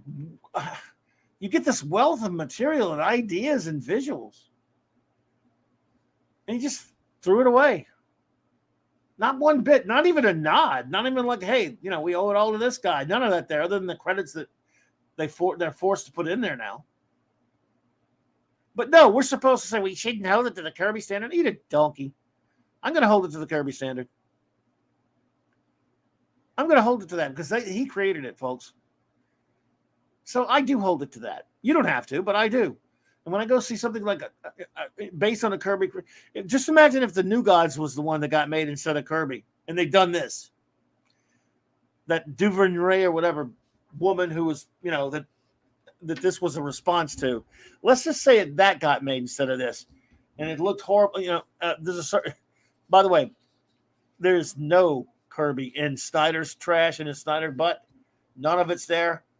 And people who think that Snyder got more Kirby than this did, no, there's nothing Kirby about the Snyder butt either. But at least it wasn't pretending to be. I mean, it has dark side, who doesn't look anything like Kirby, but it's very little to do with the New Gods, so that's fine. I'm not even picking on it. For once, I'm not picking on the Snyder, but just saying it's nothing to do with Kirby. Anyone who thinks that movie got any Kirby in it, you need to come talk to me. But anyway, that's beside the point. If they had done New Gods this same way, they're a little bit more well known as Eternals, I'd be saying the same thing. I'd be saying the same damn thing. It's like all that wealth of wonderful work that you had, and you have a hell of a lot of it more to mine in New Gods than you do with Eternals, in terms of Kirby work, and you pissed all over it. You just totally ignored it. But if this same woman had made New Gods the same way that looks nothing like it, I don't know. Would people be cheering it on? Few people would, but I don't know. I think I would be having the same response pretty much. Hunger Boy says, I'm absolutely dreading the film version of Adam Warlock, Clobby. Please don't let that happen. Look, I hope that never happens. Claude says, Eternals lost me after an hour and a half. Actually, they lost me sooner than that. I just walked away after that time. Yeah, I don't blame you, dude. I don't blame you. It's ridiculous, man. Guardians of the Galaxy should have been titled Star-Lord. Now, see, I got a buddy. A lot of people love the Guardians of the Galaxy movies, and I like them. I like them as well. Got a buddy of mine who's a hardcore Guardians of the Galaxy fan, meaning going back to the old Star-Lord days, the old original comics, and even that newer run of about 2008 or whatever it was. Was it the Abnett and Landing run? Whatever it was. I can't remember now, but I didn't really read it. But a friend of mine who loves that hates the movies because, quote, my buddy Wes, who's been on here with me, he hates them because they portray Star-Lord like as a horny man-child, the Chris Pratt version. You know, there's truth to that. I like him, but there's truth to that. He is kind of I don't know. The way they write him James Gunn's a moron. And yet he makes fun movies. I admit it. I like his movies. But my friend doesn't. He would rather have seen Guardians of the Galaxy done differently. But you can't argue with success. They're very successful movies, and they're very enjoyable movies. I love them. But I'll admit they're not really the main group. Let's see here. Ooh. Hungry Boy? People forget that Warlock is technically a Kirby character. Pretty much, yes. Almost all are, really. We'll have to change him for his pronoun. Right. That's true.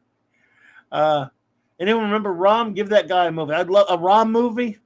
I'd love it. Right now, Marvel doesn't have the rights to Rom.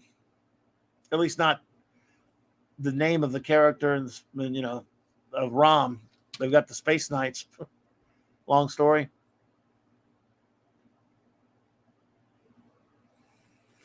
Orion would be deaf because he never listened to anybody.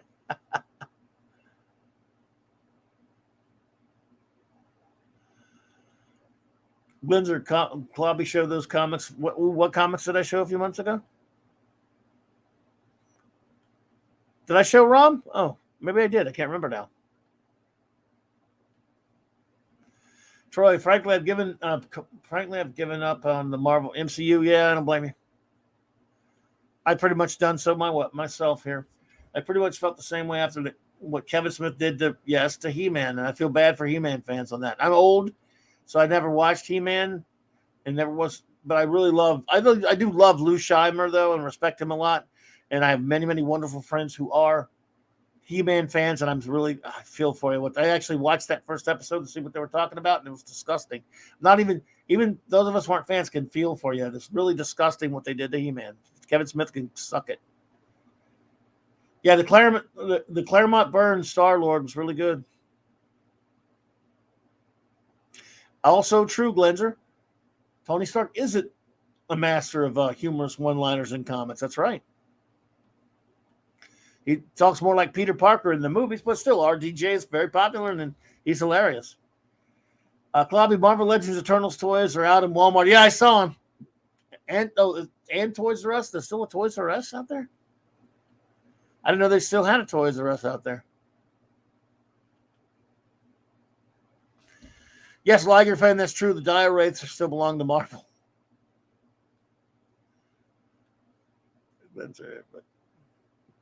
Yeah, hey, the pegs will never be lonely again with those eternal, peg warmers.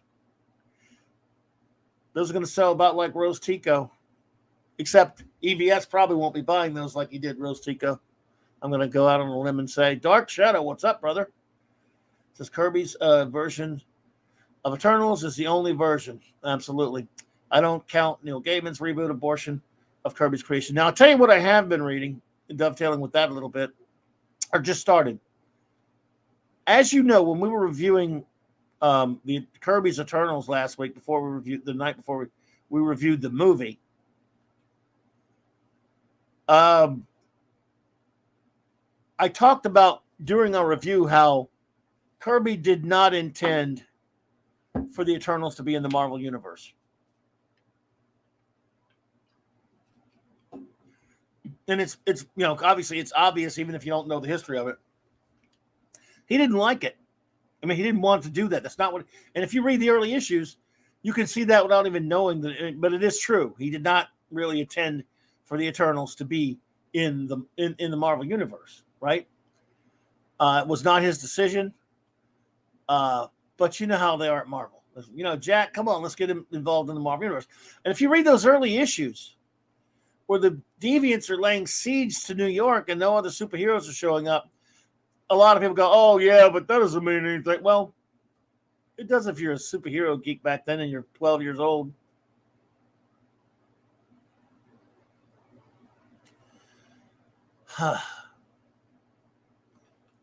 But I don't know. It's just what happened was they stuck him in there. They made him put the Hulk in there, and then he just he didn't want to do it.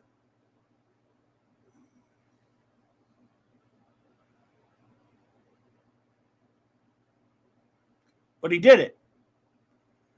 Except they said, come on, at least put the Hulk in there or something. So he didn't. If you ever look at back issues of the Eternals and you see the Hulk, spoiler alert, we spoiled it last week when we were reviewing the comic book. That's not the Hulk. But it looks like him. There's Kirby drawing him, so that's cool. It's not Hulk. And let's see. Here, I can name you 3 references to the Marvel Universe in that whole 20 issues, 19 issues, and an annual. Early on, they do have some unknown shield agents that show up out in the mountains where Erisham first lands. Let's see here. At one point later on, Cersei uses her powers to make a guy look like she's goofing around with some human. They're teaching humans about what's the real history of the world. And she makes his head look like the Thing from the Fantastic Four. And people even comment and say, hey, he looks like the Thing from the Fantastic Four. Well, again, all that stuff that's been happening, where are the superheroes? So I don't know what Jack was doing, because Jack was listed as editor. I know Archie Goodman was his editor. Archie Goodman was a good dude, but this was coming from on high. I don't think Stan was that much to do with it so much. I'm not sure who was pressuring Jack. This is around the time Jack wasn't too long after that he kind of started, when he left Marvel again. This is, he did Eternals when he had gone back to Marvel, and he did a lot of work there for them, and then left after Eternals got canceled. Not right after Eternals not directly after it got canceled, but anyway.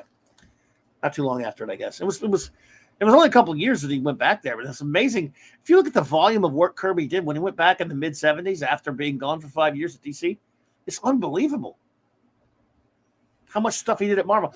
Yes, a lot of covers, but there was still a lot of work. And, of course, he did his own, he did Captain America for a good while. He did, of course, the Eternals for 20 issues.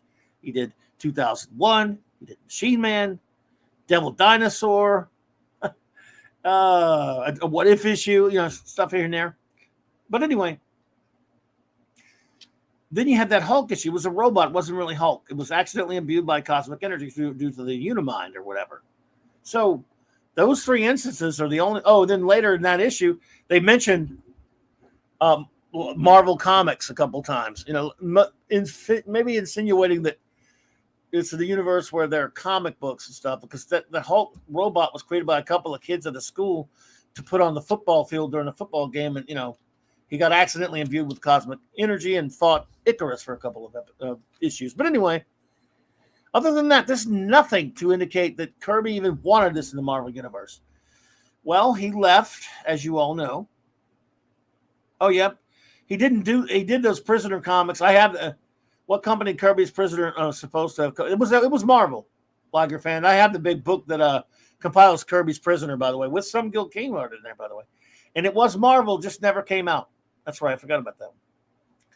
Anyway, so Roy Thomas, Marvel, when Kirby left to go work in animation. He went to work for Ruby Spears, and not too long after that, ended up doing some work, going back into comics, working for Pacific Comics with Captain Victory and Silver Star. But so Kirby leaves, and Marvel just takes the Eternals and sweeps them up into the Marvel Universe. Now, I only care about the Bronze Age at this point. So I've decided I'm going to read these.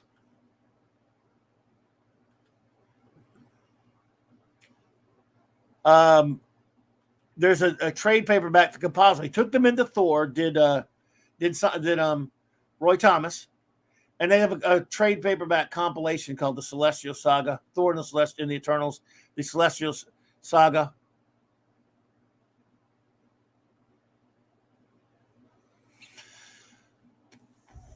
That's a good point, D-Bud. Kirby's first Prisoner comic wasn't that Fantastic Four issue. Yeah, it pretty much was.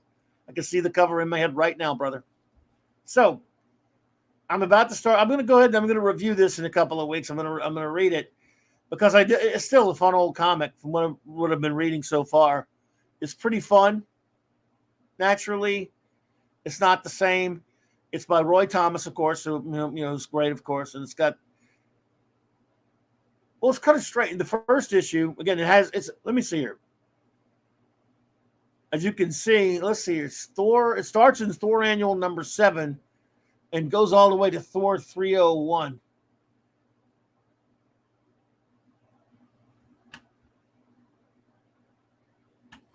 And of course, Roy Thomas, Ralph Macchio, and Mark Grunwald were the various of the 3 writers. We got Keith Pollard, John Buscema, kind of the main artists for most of it, although the first annual that it started in is by Walt Simonson. Years before, he went and did Thor 337 and changed Thor forever. Made him did a huge, extraordinary run on Thor with 337. Arvil Jones a little bit as well. But it's funny how, Ernie, like this is a pure Simonson looking cover. Again, this is many years before Simonson did the book.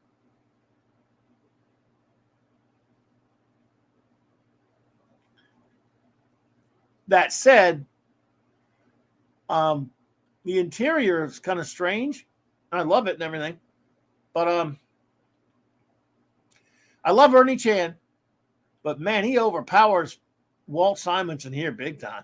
Of course, could be just Simonson doing layouts. I showed a little bit of this before, but, it's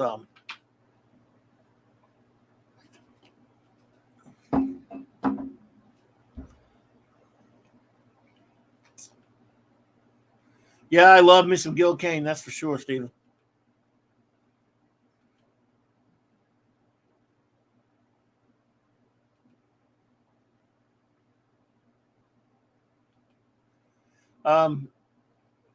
Yeah, I love Gil Kane. But anyway, I'm going to give this run a shot, and I'm going to review it. Because and then I'm going to read the second one. There was one in the mid '80s called it was just an Eternals 12-issue maxi series written by Peter Gillis and with I think Sal Buscema on most of the art. So I'm gonna read that and review it as well, just to give some respect to the real deal Eternals but it is kind of it's kind of weird, seeing them in the Marvel universe after reading the Kirby version again. But hey, what can you do? It's still, even this old art. I mean, look, this is not Kirby, but it still has just a great look and feel to it. This is Simonson inked by Chua, yeah. Hey, Heimdall looks wrong, doesn't he? Oh my God. But it's just still wonderful stuff. Yeah, I mean, I cannot get enough of old school comic art, especially from the Silver and Bronze Age.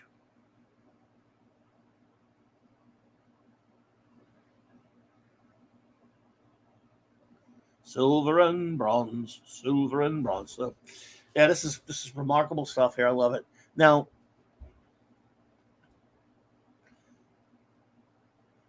obviously, after let's see here, after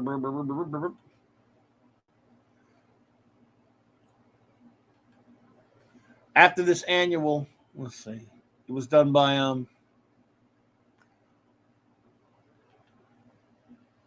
John Buscema. Let's see here, browse pages. There we go.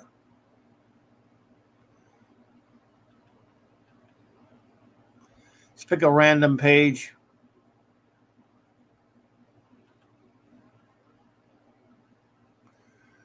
Oh man, what's wrong with you, Comicology? Yeah, there you go. I know, but I like Buscema. It's funny how this is John, and I love John Buscema. And it's amazing because at least he'll make this again. He's adapting it. He's not being Kirby, but look at that. That's a Kirby machine by John Buscema.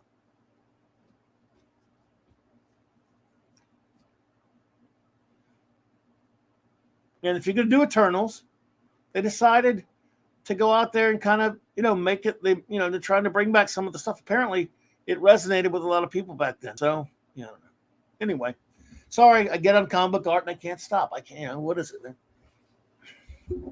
It's great stuff. So I'm going to review that soon. Let me get that off of there. Yeah.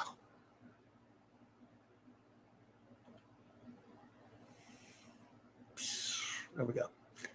All righty then.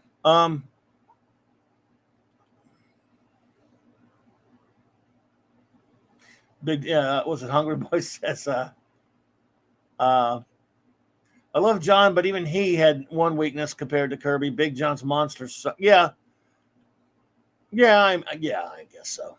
Yeah, what are you gonna do? Compared to Kirby, though, let's just be honest. I mean, it's almost not fair to compare him to Kirby. I mean, it's not fair to compare anyone to Kirby. But if Chloe Zhao had, I wonder. I have to wonder. Think she even read any comics? They always say they do, but if she didn't, fine. If she admitted it at least. But I don't know. I doubt she read any Kirby. Now, well, what can you do?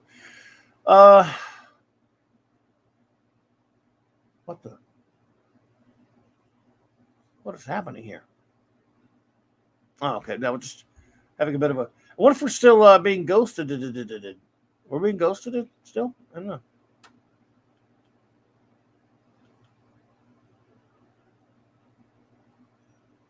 Yeah, she took the job. Have anyone seen any interviews with her saying, "So, did you ever read?" They always ask. I bet they didn't ask her because it would probably have been sexist. They're always asking these directors, these writers of films and stuff. So, did you ever read were you a fan of the comic book when you were a kid? Oh, I was a big fan of it. Yeah, I really love it. Yeah, really? Sure. No, probably didn't. Troy says they probably just read Wikipedia for the summaries. Yep. To be fair, Zhao says she came on board after the script had been written. That is true now. Liger fan, I've actually heard that. But she's still the director, though. But again, that's what happens when you get into a corporate little thing like that. Clobby, did you ever watch the 1966 Thor cartoon when you were young? Was Kirby art inserted in there? Yes, it was Kirby art used. All those Marvel superheroes cartoons. And yes, then we'll see. The song was Across the Rainbow Bridge of Asgard. And I can't remember anymore. You will see with restless splendor, God of Thunder, mighty Thor. Now, damn it, I used to know the lyrics to that damn thing. I used to know the lyrics to all of those Marvel 66 cartoons. But yeah, I love them. You could say what you want about how they had no animation. They were cutouts from the comic books. That you cannot call it animation. Oh, but they were good art, that's for sure. Hey, look at Cardinal. What do you say, Cardinal? The Cardinal of Sin. What is up, brother? Good to see you now. Hello. Yeah, where the boom across the rainbow bridge of Asgard, where the booming heavens roar. That's it. Damn it! Now I got to know the lyrics. One day, the Iron Man song. I'm going to trap Arwen into singing that. I'm going to get her on her birthday. I'm going to get her so she's going to have to sing it for me. Our cartoon. I'm going to get those damn lyrics. Watch this. I bet it's on. They're on here too. Oh shit! They really are. Righty. That guy was pretty talented who wrote all these lyrics. Yeah, but they were short too. All right, folks, I got them. All right. Apologies for my. Nah, I'm not even going to apologize. What the hell? Across the rainbow bridge of Asgard, where the booming heavens roar, you'll behold in breathless splendor, wonder, the god of thunder, mighty Thor. Sorry, not sorry at all. I'm a mean, mad, like man. Here we go with another jackass webcam. Hey, I'm waiting on you. Okay, keep waiting. Nuke them, folks, if you can. Oh, there they are.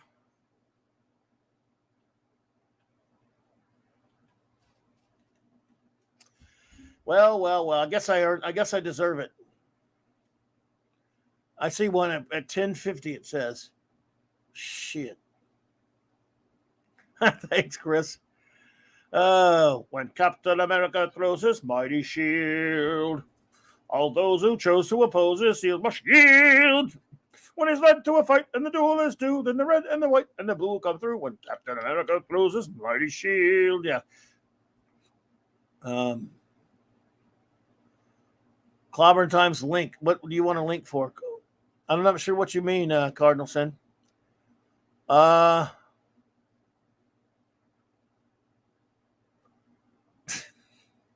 heard of Billie Eilish, but haven't heard. Oh, I've heard of her. But I don't know who she is either.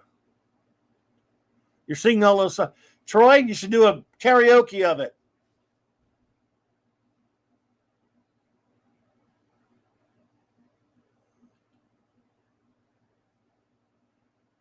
Cardinal. Yes, tonight's a lone stream thing that I'm doing. But, just talking to my audience a little bit. I like to spend a little time with them and, talk back and forth with them in the chats. Just like once in a while I do that. Just hanging out with my boys and my ladies and friends and everyone else. Actually, it's only boys here tonight, but we get ladies here sometimes. We didn't get any ladies tonight. Except to Raquel, who popped in earlier. Let's see here. You know what? I might just. Oh, there you go. Look, hey, Troy. Can you do the all right, let's see here. All right. I bet you know this one. Because this was also one of them. I forgot the damn lyric to it. Shit.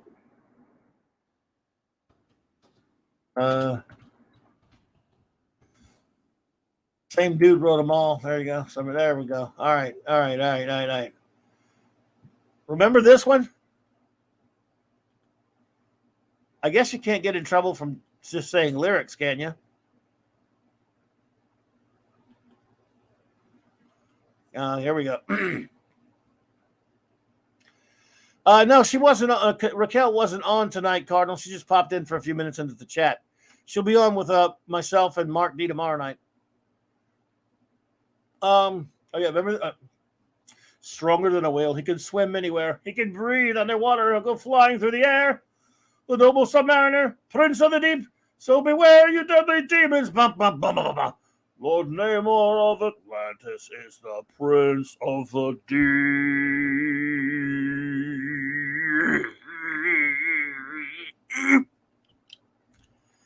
Or something like to that effect. Yes.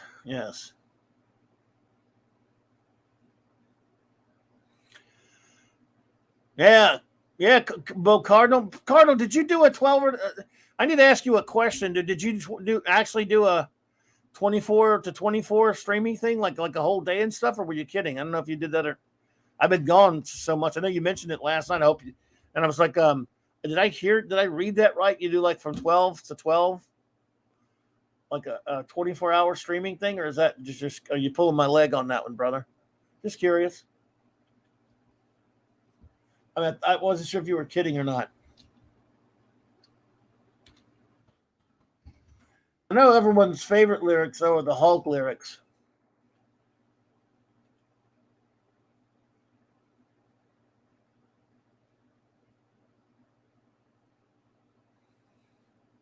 Um, it sounds like it all came out right at the end. I'm not sure what that means. No, midnight to midnight is just my late show. It's named for a psychedelic. Okay, I got you. Everyone, by the way, it was Cardinal rather has a show he does at midnight. Okay, I misunderstood that. Well, midnight to midnight implied to me, sir, that you one midnight to the next midnight's 24 hours. I mean, I'm no scientist or anything.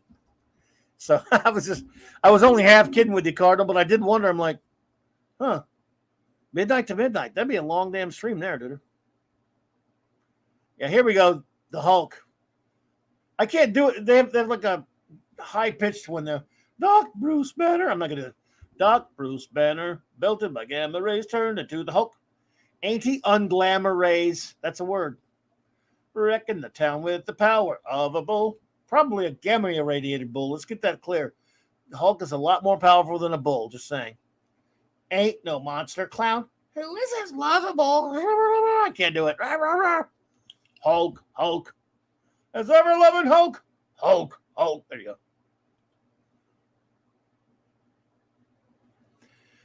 All the good. I hear you, Duder. It could be Cardinals Midnight Mass. Let's see. Here you go. All right, Iron Man. Now I'm gonna get this. Needs to be done by Arwen. If she's gonna do this lyrics for me, this song, she's already said she would. Because if you've heard Arwen sing on Paulie's show, she's pretty amazing.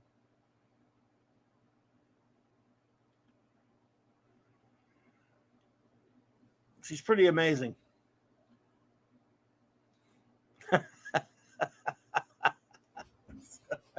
So yeah, the Tony Stark. This has to be done by a lady, and it's Tony Stark makes you feel. I can't do it. It hurts too much, man. Tony Stark makes you feel. He's a cool exec with a heart of steel. As Iron Man, all jets ablaze, he fights and smites. What? He's fighting and smiting. Oh, he's fighting and smiting with repulsor rays. Fighting and smiting. Amazing armor, that's Iron Man. The blazing power, that's Iron Man. How do you like them apples?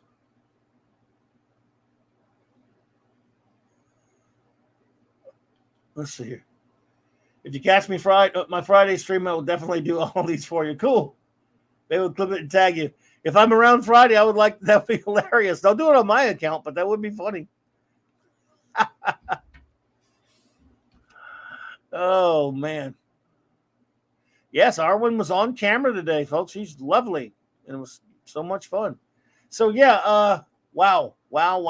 She's gonna sing Iron Man. Well, this weekend, by the way, is her birthday.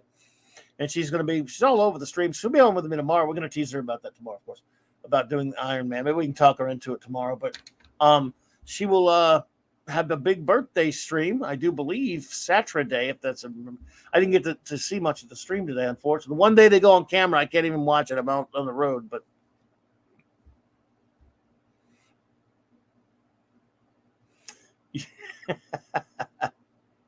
yeah, but we love Arwen. She's a sweetheart. She's a good friend. Hopefully she will hang with us tomorrow. Hopefully Purple will too. Hopefully you all will.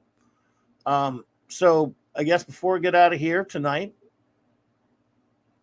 because we've been almost 2 hours anyway. I just wanted to hang out with you guys a little bit. Unless you got anything else. We've talked about nothing in particular, but what can you do?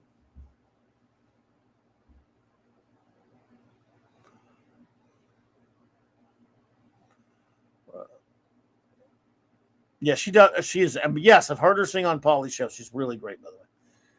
So we're gonna try to get her to sing Iron Man. But see, and there's the thing, Tony, you got to have a lady sing the Iron Man one. And maybe the first part of the Hulk one. The first part of the Hulk one, it's like a couple of, high pitched like female voices until the end. It's ever loving Hulk, Hulk, Hulk, Hulk smash. By the way, is it just me? Which Hulk fan? This is an offbeat topic, and I'll be quiet because I had this video I did, everyone, about the Hulk last week. I made a video. So, which Hulk do you prefer? A lot of people, they're variant Hulks. You have your Hulk smash Hulk when he's fighting the military, running from them all the time. And then you have Mr. Fix-It. You have Professor Hulk and Smarter Hulk. Actually, the Hulk in the first couple of issues of his comic was a little bit more sinister. Bob Banner at first, and he was. When he joined the Avengers, he was kind of scary at first, I like childlike Hulk, though, personally. And because of our great buddy Steve Mitchum, I made this video this past week. We were talking about, let's see, birthday stream. Arwood's birthday stream will be 6 p.m. Central. Okay, thank you. Gotcha. Right, I love me a Hulk smash Hulk because we were hanging out on Mark D's channel late one Sunday night, as we often want to do, and the great Steve Mitchum mentioned this comic. I'd forgotten about it completely, and it was Halloween night at the time, and so the next night I was hanging with Purple on my Monday night Mark C Comics talk. And I remember because Steve had mentioned it. Thank you for mentioning that, brother. That I talked about it a little bit. We talked about the whole story of this one-off comic book, and I have clipped that and made that little conversation between myself and Purple Valkyrie a video on itself. So, if you want to see the story of the weirdest Hulk comic book ever made,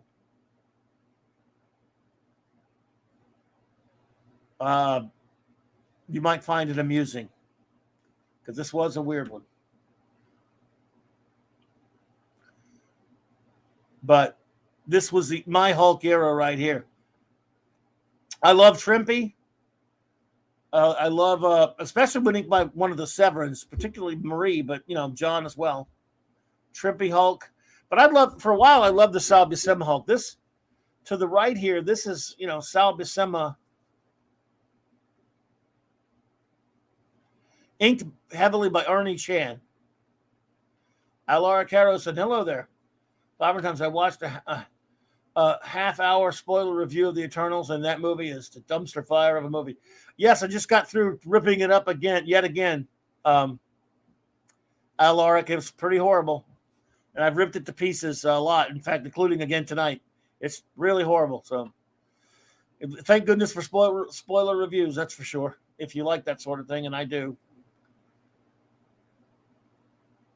Yeah, it's a creepy story. It's a weird story.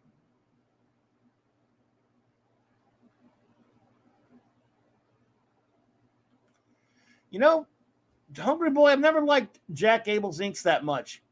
But hasn't he inked he hasn't inked I know so he hasn't inked Trimpy is what you're saying. I got you. Dark Shadow says, I prefer the classic Hulk smash Hulk, but I also like the World War Hulk, World Breaker Hulk. He was savage but strategic and intelligent. Did you like Mr. Fix-It? Professor Hulk was annoying, especially when they reused him again in Endgame. I could tell by 1 second of the trailer that it was going to be a dumpster fire. Insult to dumpster fires, really. So anyway, yeah, this was a lot of fun. Making this video, doing this and talking with Purple about it. So yeah, because we just love talking comics around here, I guess. So that was, again, I have a video that's on my page, the link to that video there. And by the way, the Spinner Rack Time Machine video is late. It was supposed to drop today. I promise everyone I'll drop it midday tomorrow, so it'll be out there. Okay. I used to buy Shogun Warriors. Trimpy, man, I used to buy Shogun Warriors and Trippy's Godzilla, too.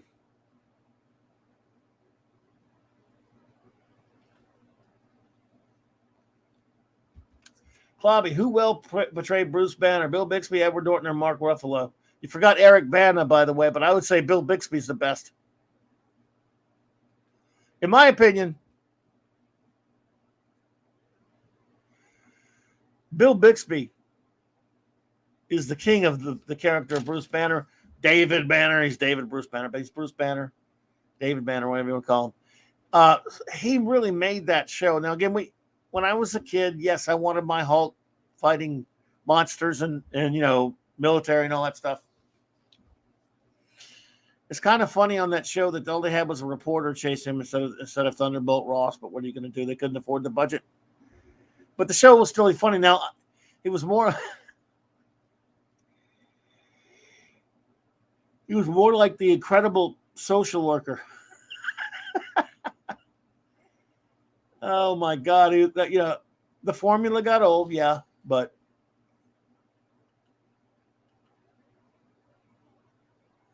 dude, it sounds like we must have grown up in the same era. 70s kid, yep. I was a 70s kid. Shogun Warriors, Godzilla, Bill Bixby, and David Banner, yeah. I was born in the 60s, but that was in my very, very youngness. So by the time a kid being able to enjoy everything, I'm a Bronze Age baby through it for that respect. Because, yeah, dude, 70s pop culture and 80s pop culture, they're just fantastic. I love them so much. Lark Harrison says, the only good thing about the Eternals is that the losses from it is costing Disney so much money that they will have to cancel all of KK's dumb Star Wars projects. Well, I would like to see that happen. I don't know a whole lot about that sort of thing, but I would love to see that happen. Oh, thank you so much, Jill. You were too kind. You didn't have to do that. The wonderful anti-derivative Jill, it's a 149 super chat. You were too kind, my friend. Thank you so much. We love you. You're the best. Ligerfen says, I like Bixby and Norton. Bana might have been good, but he was given nothing to work with, and Ruffalo's been kind of hated. Ruffalo's Professor Hulk. Yeah. I mean, he's okay. He doesn't destroy a movie that he's in or anything. Eric Bana was just in a garbage movie. Look, Ang Lee made one of the greatest movies ever made in Crouching Tiger, Hidden Dragon, but that Hulk movie, Jesus Christ.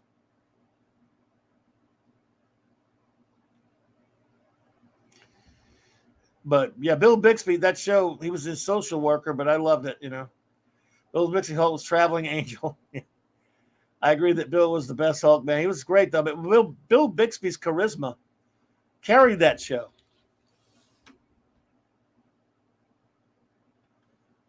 The Courtship of Eddie's Father. Oh, there you go. Oh, Bill Bixby was Eddie's father to me. There you go. I didn't even see that. Yes. But he was also a pretty magical guy because he was the magician. And he was also, was he your favorite Martian? Or he was your favorite Martian's nephew? Did you know remember that episode of The Incredible Hulk that had Ray Walston? And the episode was called My Favorite Magician because it combining to two Bixby shows. Obviously, Bixby was on My Favorite Martian, and he was on a show for shortly. Everyone's ever see The Magician? David Bixby was on a show called The Magician, which was pretty cool. And so Ray Walston went back there. That was kind of that was just cool to see that.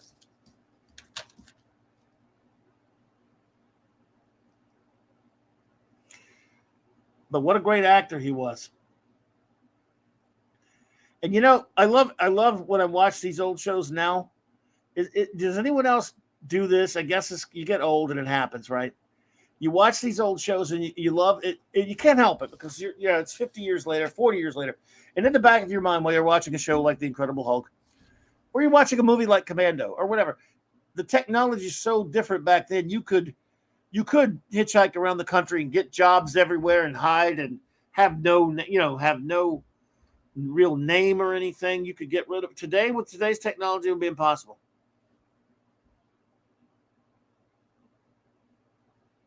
It's good to see you, VidFile One. Thank you for being here.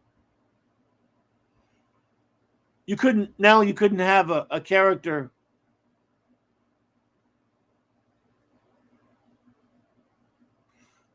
walk around the country like that and getting all these, just get a job anywhere. And, Banner always, Banner's always getting, he goes to the new town. He gets established, makes friends. They all really like him because he's such a good, amicable guy. And he can do anything because he's so overqualified for anything he does. He ends up being someone's social worker and their friend. Then he gets beat up early in the episode. He has to Hulk out to help somebody. Then he continues on for a while. Then at the end, he has to Hulk out to solve everyone's problems, and then he's got to leave. Hey, look, it's the Hulk on my doorbell, on my Ring doorbell. Is it really? Is the Hulk ringing your doorbell, Mark C? Mark D with a C? Oh dear. Yeah, I mean, you could live this. Well, some things you just couldn't do it. You can't make Route 66 in today's climate. Remember they had episodes of Route 66. A buddy of mine was telling me about this because he's been watching them. They're on Route 66 is on Tubi or something like that. He's been watching them. They have episodes that take place in New Orleans. I'm from down here, down in the South, of course. They have episodes that take place in New Orleans. Route 66. It's called Route 66. I don't know exactly. I don't know of a Route 66 does not come into New Orleans that I know of. Unless it did in the 50s and 60s and I don't know about it. I don't think so. Maybe it did.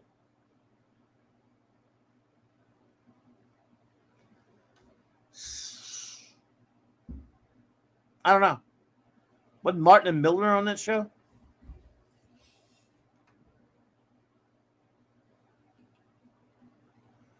What is it that you knock on my door with such insolence?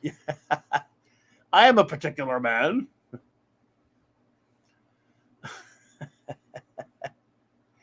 Oh, dear. Thing ring, do your thing, D-Bud. Now, I don't know. I feel like the 10th Doctor. We should probably close everything up now, but I don't want to go. A show like the A-Team. Yeah, a show like the A-Team you couldn't do today. Could never work today with today's technology and climate either. They'd be turned in the first 5 minutes. Yep, I mean, there's eyes everywhere. Route 66 had major flirtation with lovely women. It did, yeah. Route 66 only winded from Chicago to L.A. That's right. So, how they had episodes in New Orleans, they were really off the beaten path.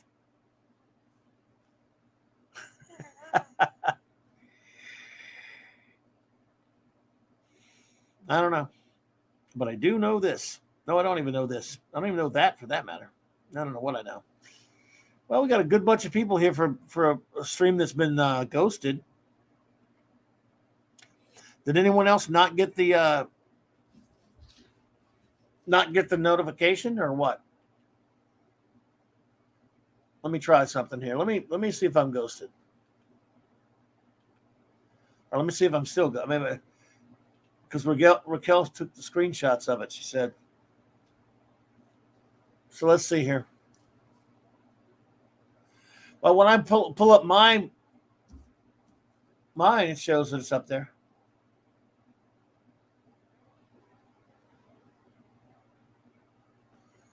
Huh. That is wild, weird stuff. I don't know what the hell's going on.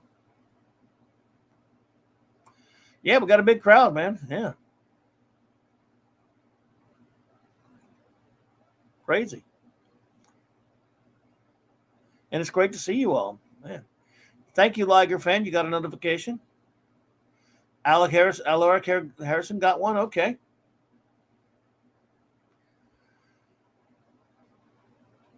Liger fan says, "Thank you, Johnny Carson." I can't do my Johnny Carson impression, but the Steve will hurt me. Get your kicks on Route 66. Bobby Troop, a.k.a. Doc Early.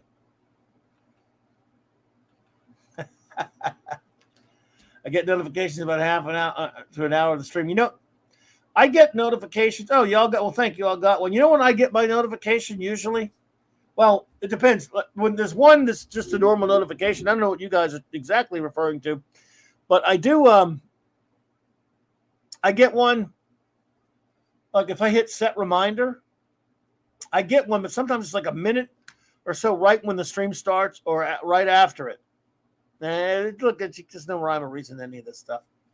Oliver says it was a bad idea of Thor intimidating Dr. Banner in the 1988 Incredible Hulk Returns TV special. Dr. Banner said to Thor, "Don't make me angry." Yeah, that was actually kind of fun, that movie.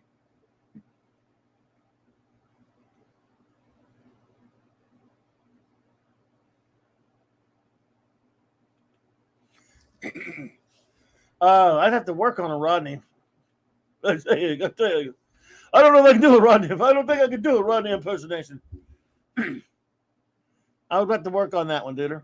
And I probably still wouldn't get it right. I'm terrible with impersonations, especially when I have to do one off the cuff like that. There are certain ones I do by accident. I can tell you what I can do an impression of, and that's of a Celestial. See right there? Look, a Kirby Celestial.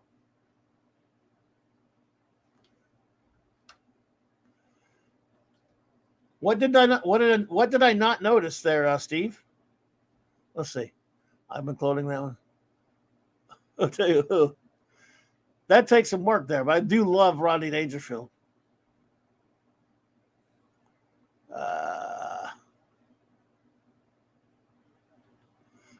Eric K got one 30 minutes after we started. Yeah, early. Raquel came in early and said that we were ghosted.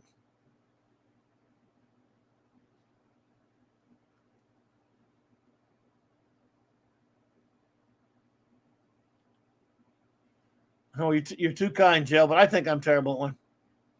Yeah, gotta get no respect.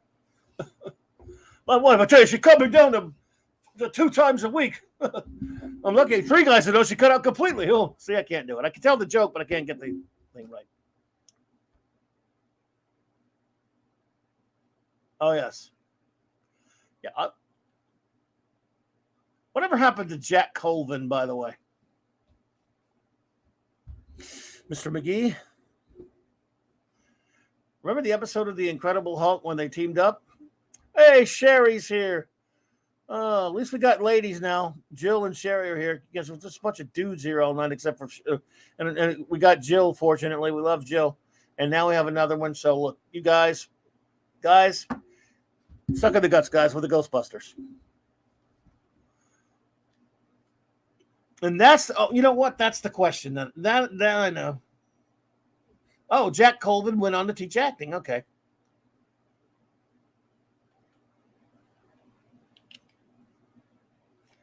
See, my memory sucks, by the way. All right. A week from tomorrow. It's great to see you, Sherry, by the way. A week from tomorrow, Ghostbusters comes out. Afterlife comes out, right? As I announced earlier, we're going to be doing something for the Global Geek Gang, but after that, I'm going to go to see it. Is anyone looking forward to it? What's the deal with all of you when it comes to Ghostbusters Afterlife? I want to know if you're getting excited about it or not, because everyone talks about it here all over YouTube. Everyone's been going nuts about it, but they've mostly been talking about, will it do well? We're all concerned. I don't know if we even have any Ghostbusters fans here. It's difficult for me to put into words how insane a Ghostbusters fan I was in 1940. Yeah, 1940, even before I was born. 84. Now, I thought I was anyway, but I have some other friends who are like so sick into it. I mean, they make the uniforms, they make the proton packs and all that stuff.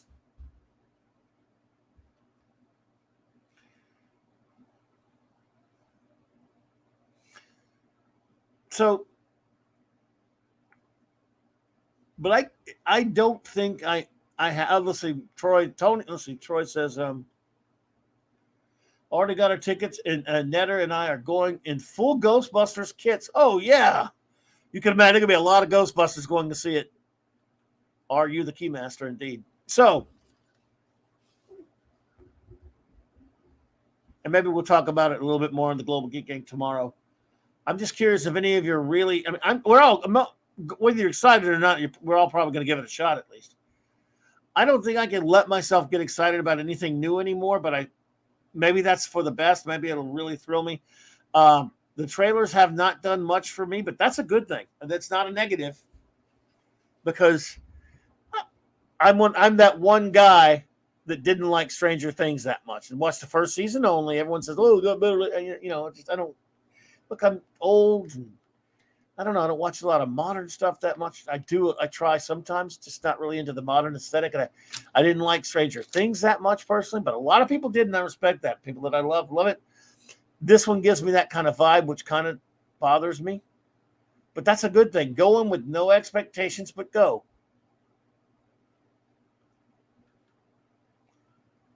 Ray, if someone's asked you if you're a god, you say yes. But I love that movie. I mean, again, another top 10er. I've been talking about a lot of top 10er movies tonight. LT's going to get me. I love the first. I mean, even the second one. The second one's okay. I have fun watching it. But I love that first movie. I saw it about more than 10 or more times in the theater in 1984. That summer, we lived at the movie theaters. Lou Ferrigno has cameo scene and security guard and Incredible. That's right. He sure does. You all perish in flames.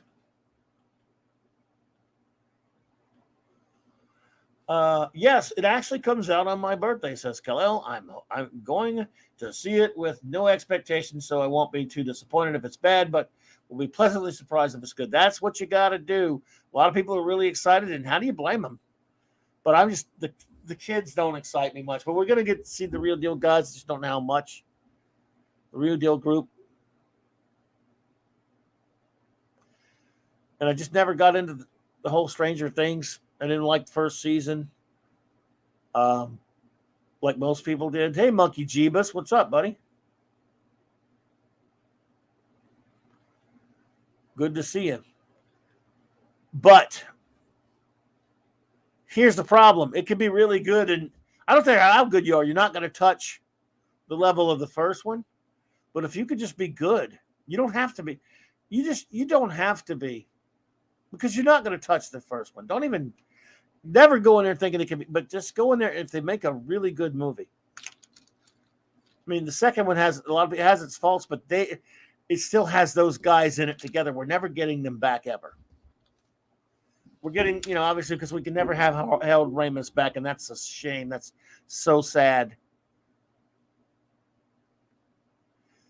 But if this one, Paul Rudd's very likable. If this movie could just give us something like that. Just give us some fun. And yes, Ghostbusters, as I have often said, is one of the most quotable movies ever made.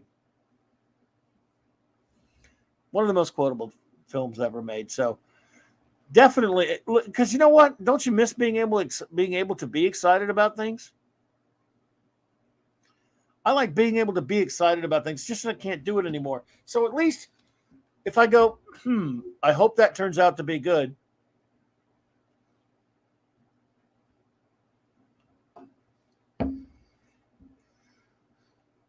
But I don't know. That's one of the only things I can think of in recent memory that I think has a reasonable chance of being enjoyable. Fading, got to hit the hay, but thanks for letting me hang out. Hey, anytime with the cool kids. Yeah, right. Hey, Troy, a pleasure, my friend. Thank you for being here. We're about to wrap it up in a minute anyway, but it is fantastic having you pop in, my brother. And everyone, I don't have the link available, but if I can get your link, I'll put it in there. I'll keep it with me here.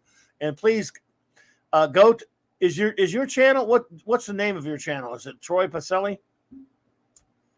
Put the name of the channel, and I'll try to get a link in there for you. Everyone, we're going to get a link, and please, I would like you to go subscribe to Troy's channel. They have a lot of fun. They do a show on Friday night where they like to talk about geek stuff. Of course, he goes on Paulie's Latino Slant channel a lot to hang out over there, and he's a great fella.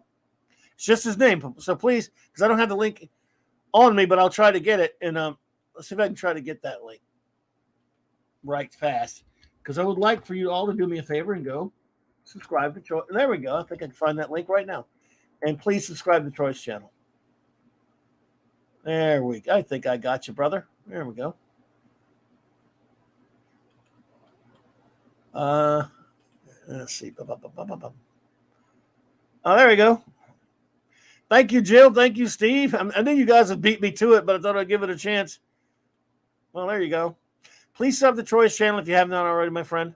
My friends, I appreciate that. He is a good dude, and I'm glad to see him pop in.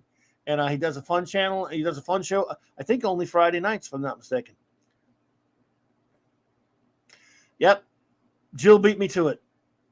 Well done, Jill. Thank you so much. So, you rock, brother. Good to see you, man. So, anyway, let's see here. Tomorrow, folks, show notes, everyone. Actually, before I do the show notes, here is, whoops. There we go. Sorry, honey. You gone, Stuart Mitchell? Thank you, buddy. I appreciate you. The link to my wonderful first officer's literary works is right there. Of course, you got that link there for Troy. Tomorrow, 1 p.m. Central Standard Time, the Global Geek Gang shall gather and blather. We will gather and blather. And we will talk about stuff and things and stuff and things and geekness. Now, 1 week from tomorrow on the Global Geek Gang, we're going to, because earlier this year we did a couple of roundtables. I want to get back to doing some more of those roundtables. So, Global Geek Gang roundtable a week from tomorrow. That will be November the 18th, I think. I believe it's going to be 1 p.m. Central Standard Time. Don't quote me on that yet. We're going to do a Doctor Who roundtable. I'm going to bring in some big-time Doctor Who fans with other channels and stuff, and some of my Global Geek Gang friends, of course. And we're going to look, I love Doctor Who, but I hate what has happened to Doctor Who. As many have. Or as many do, I should say. However, it's the anniversary coming up, so I thought, and I didn't want to do it the exact week of Thanksgiving because there's all this stuff going on. I mean, Thanksgiving will be the following Thursday, so we can't do it then. So I'm going to do it that Thursday, the 18th, in conjunction or right leading up to the anniversary that will not be celebrated properly by the BBC. We'll do it here. And it's going to be called, it's a Doctor Who roundtable called Whom We Love. Who We Love.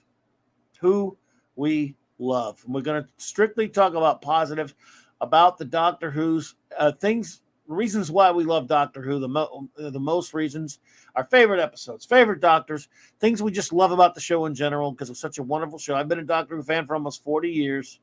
I love it. We're going to have some wonderful Brit friends from across the pond join us. It is going to be a lot of fun. I'm going to start getting that put together. Thank you, Kal-El. I appreciate that, sir. I'm rather fond of that name. Let me answer something from Aloric real quick. So many of the new movies are so bad these days that I wait until it's after it's been reviewed by Critical Drinker or Nerdrotic. Well, I love Critical Drinker, and Gary is a wonderful guy, and I love Gary. So, yeah, they are great at reviewing stuff, and sometimes I let those guys do my reviewing as well before I pay to see it. I'm not throwing my money away. Well, that's why they pay those guys the big bucks, as Gary would tell you. As far as he takes the bullets that some of us don't have to. So big fan of Gary and Nerd, and I'm a big fan of Critical Drinker too. He's got a great. If you haven't seen Critical Drinkers videos, folks, You got movies and everything. He's a fantastic. He's an author, of course. Great reviewer. Great guy. Thank you, Oliver Malamonte. So yes, a week from tomorrow, I'll announce it more on the Global Geek Gang. We're gonna have the Doctor Who roundtable. Who we love. And we're going to talk about our love for Doctor Who. Yeah, on Eternals, Mark D and J-Man and Sean and Nick, we all took for the team on that one. But for the most part, we're going to let those guys do it. Like on Doctor Who, I can't do it anymore. What's happened to Doctor Who is just too disgusting. It hurts my soul. It hurts my soul what's happened to Star Trek and Doctor Who and Star Wars. So, I just personally, for me, I love, my main geek loves are comics, Star Trek, Doctor Who, and then there's, I do love Star Wars, the real Star Wars. But so it hurts my soul what's happened to all of those wonderful things. So anyway, that's that. And then tomorrow night, the wonderful Raquel Briggs, my amazing first officer in the great Mark D with the C, and I will be back for Clobby's Clubhouse tomorrow night, 9 p.m. Central Standard Time. And of course, as always, I don't have the banner up yet, but Star Trek The Next Generation, Season 3, ending of Season 3 on Saturday Night Star Trek, which will be 9 p.m. Central Standard Time. We're going to review the end of Season 3 and then, of course, the beginning of Season 4, really. So, and that's where we are. I think Monday night Mark C Comic Talk, my buddy 24/7 will join me, and we will talk about good comic book deals. We'll talk about comics collecting in general for the 24/7. My old bud 24/7. I haven't had him on in a long time. So again, shout out to Hungry Boy.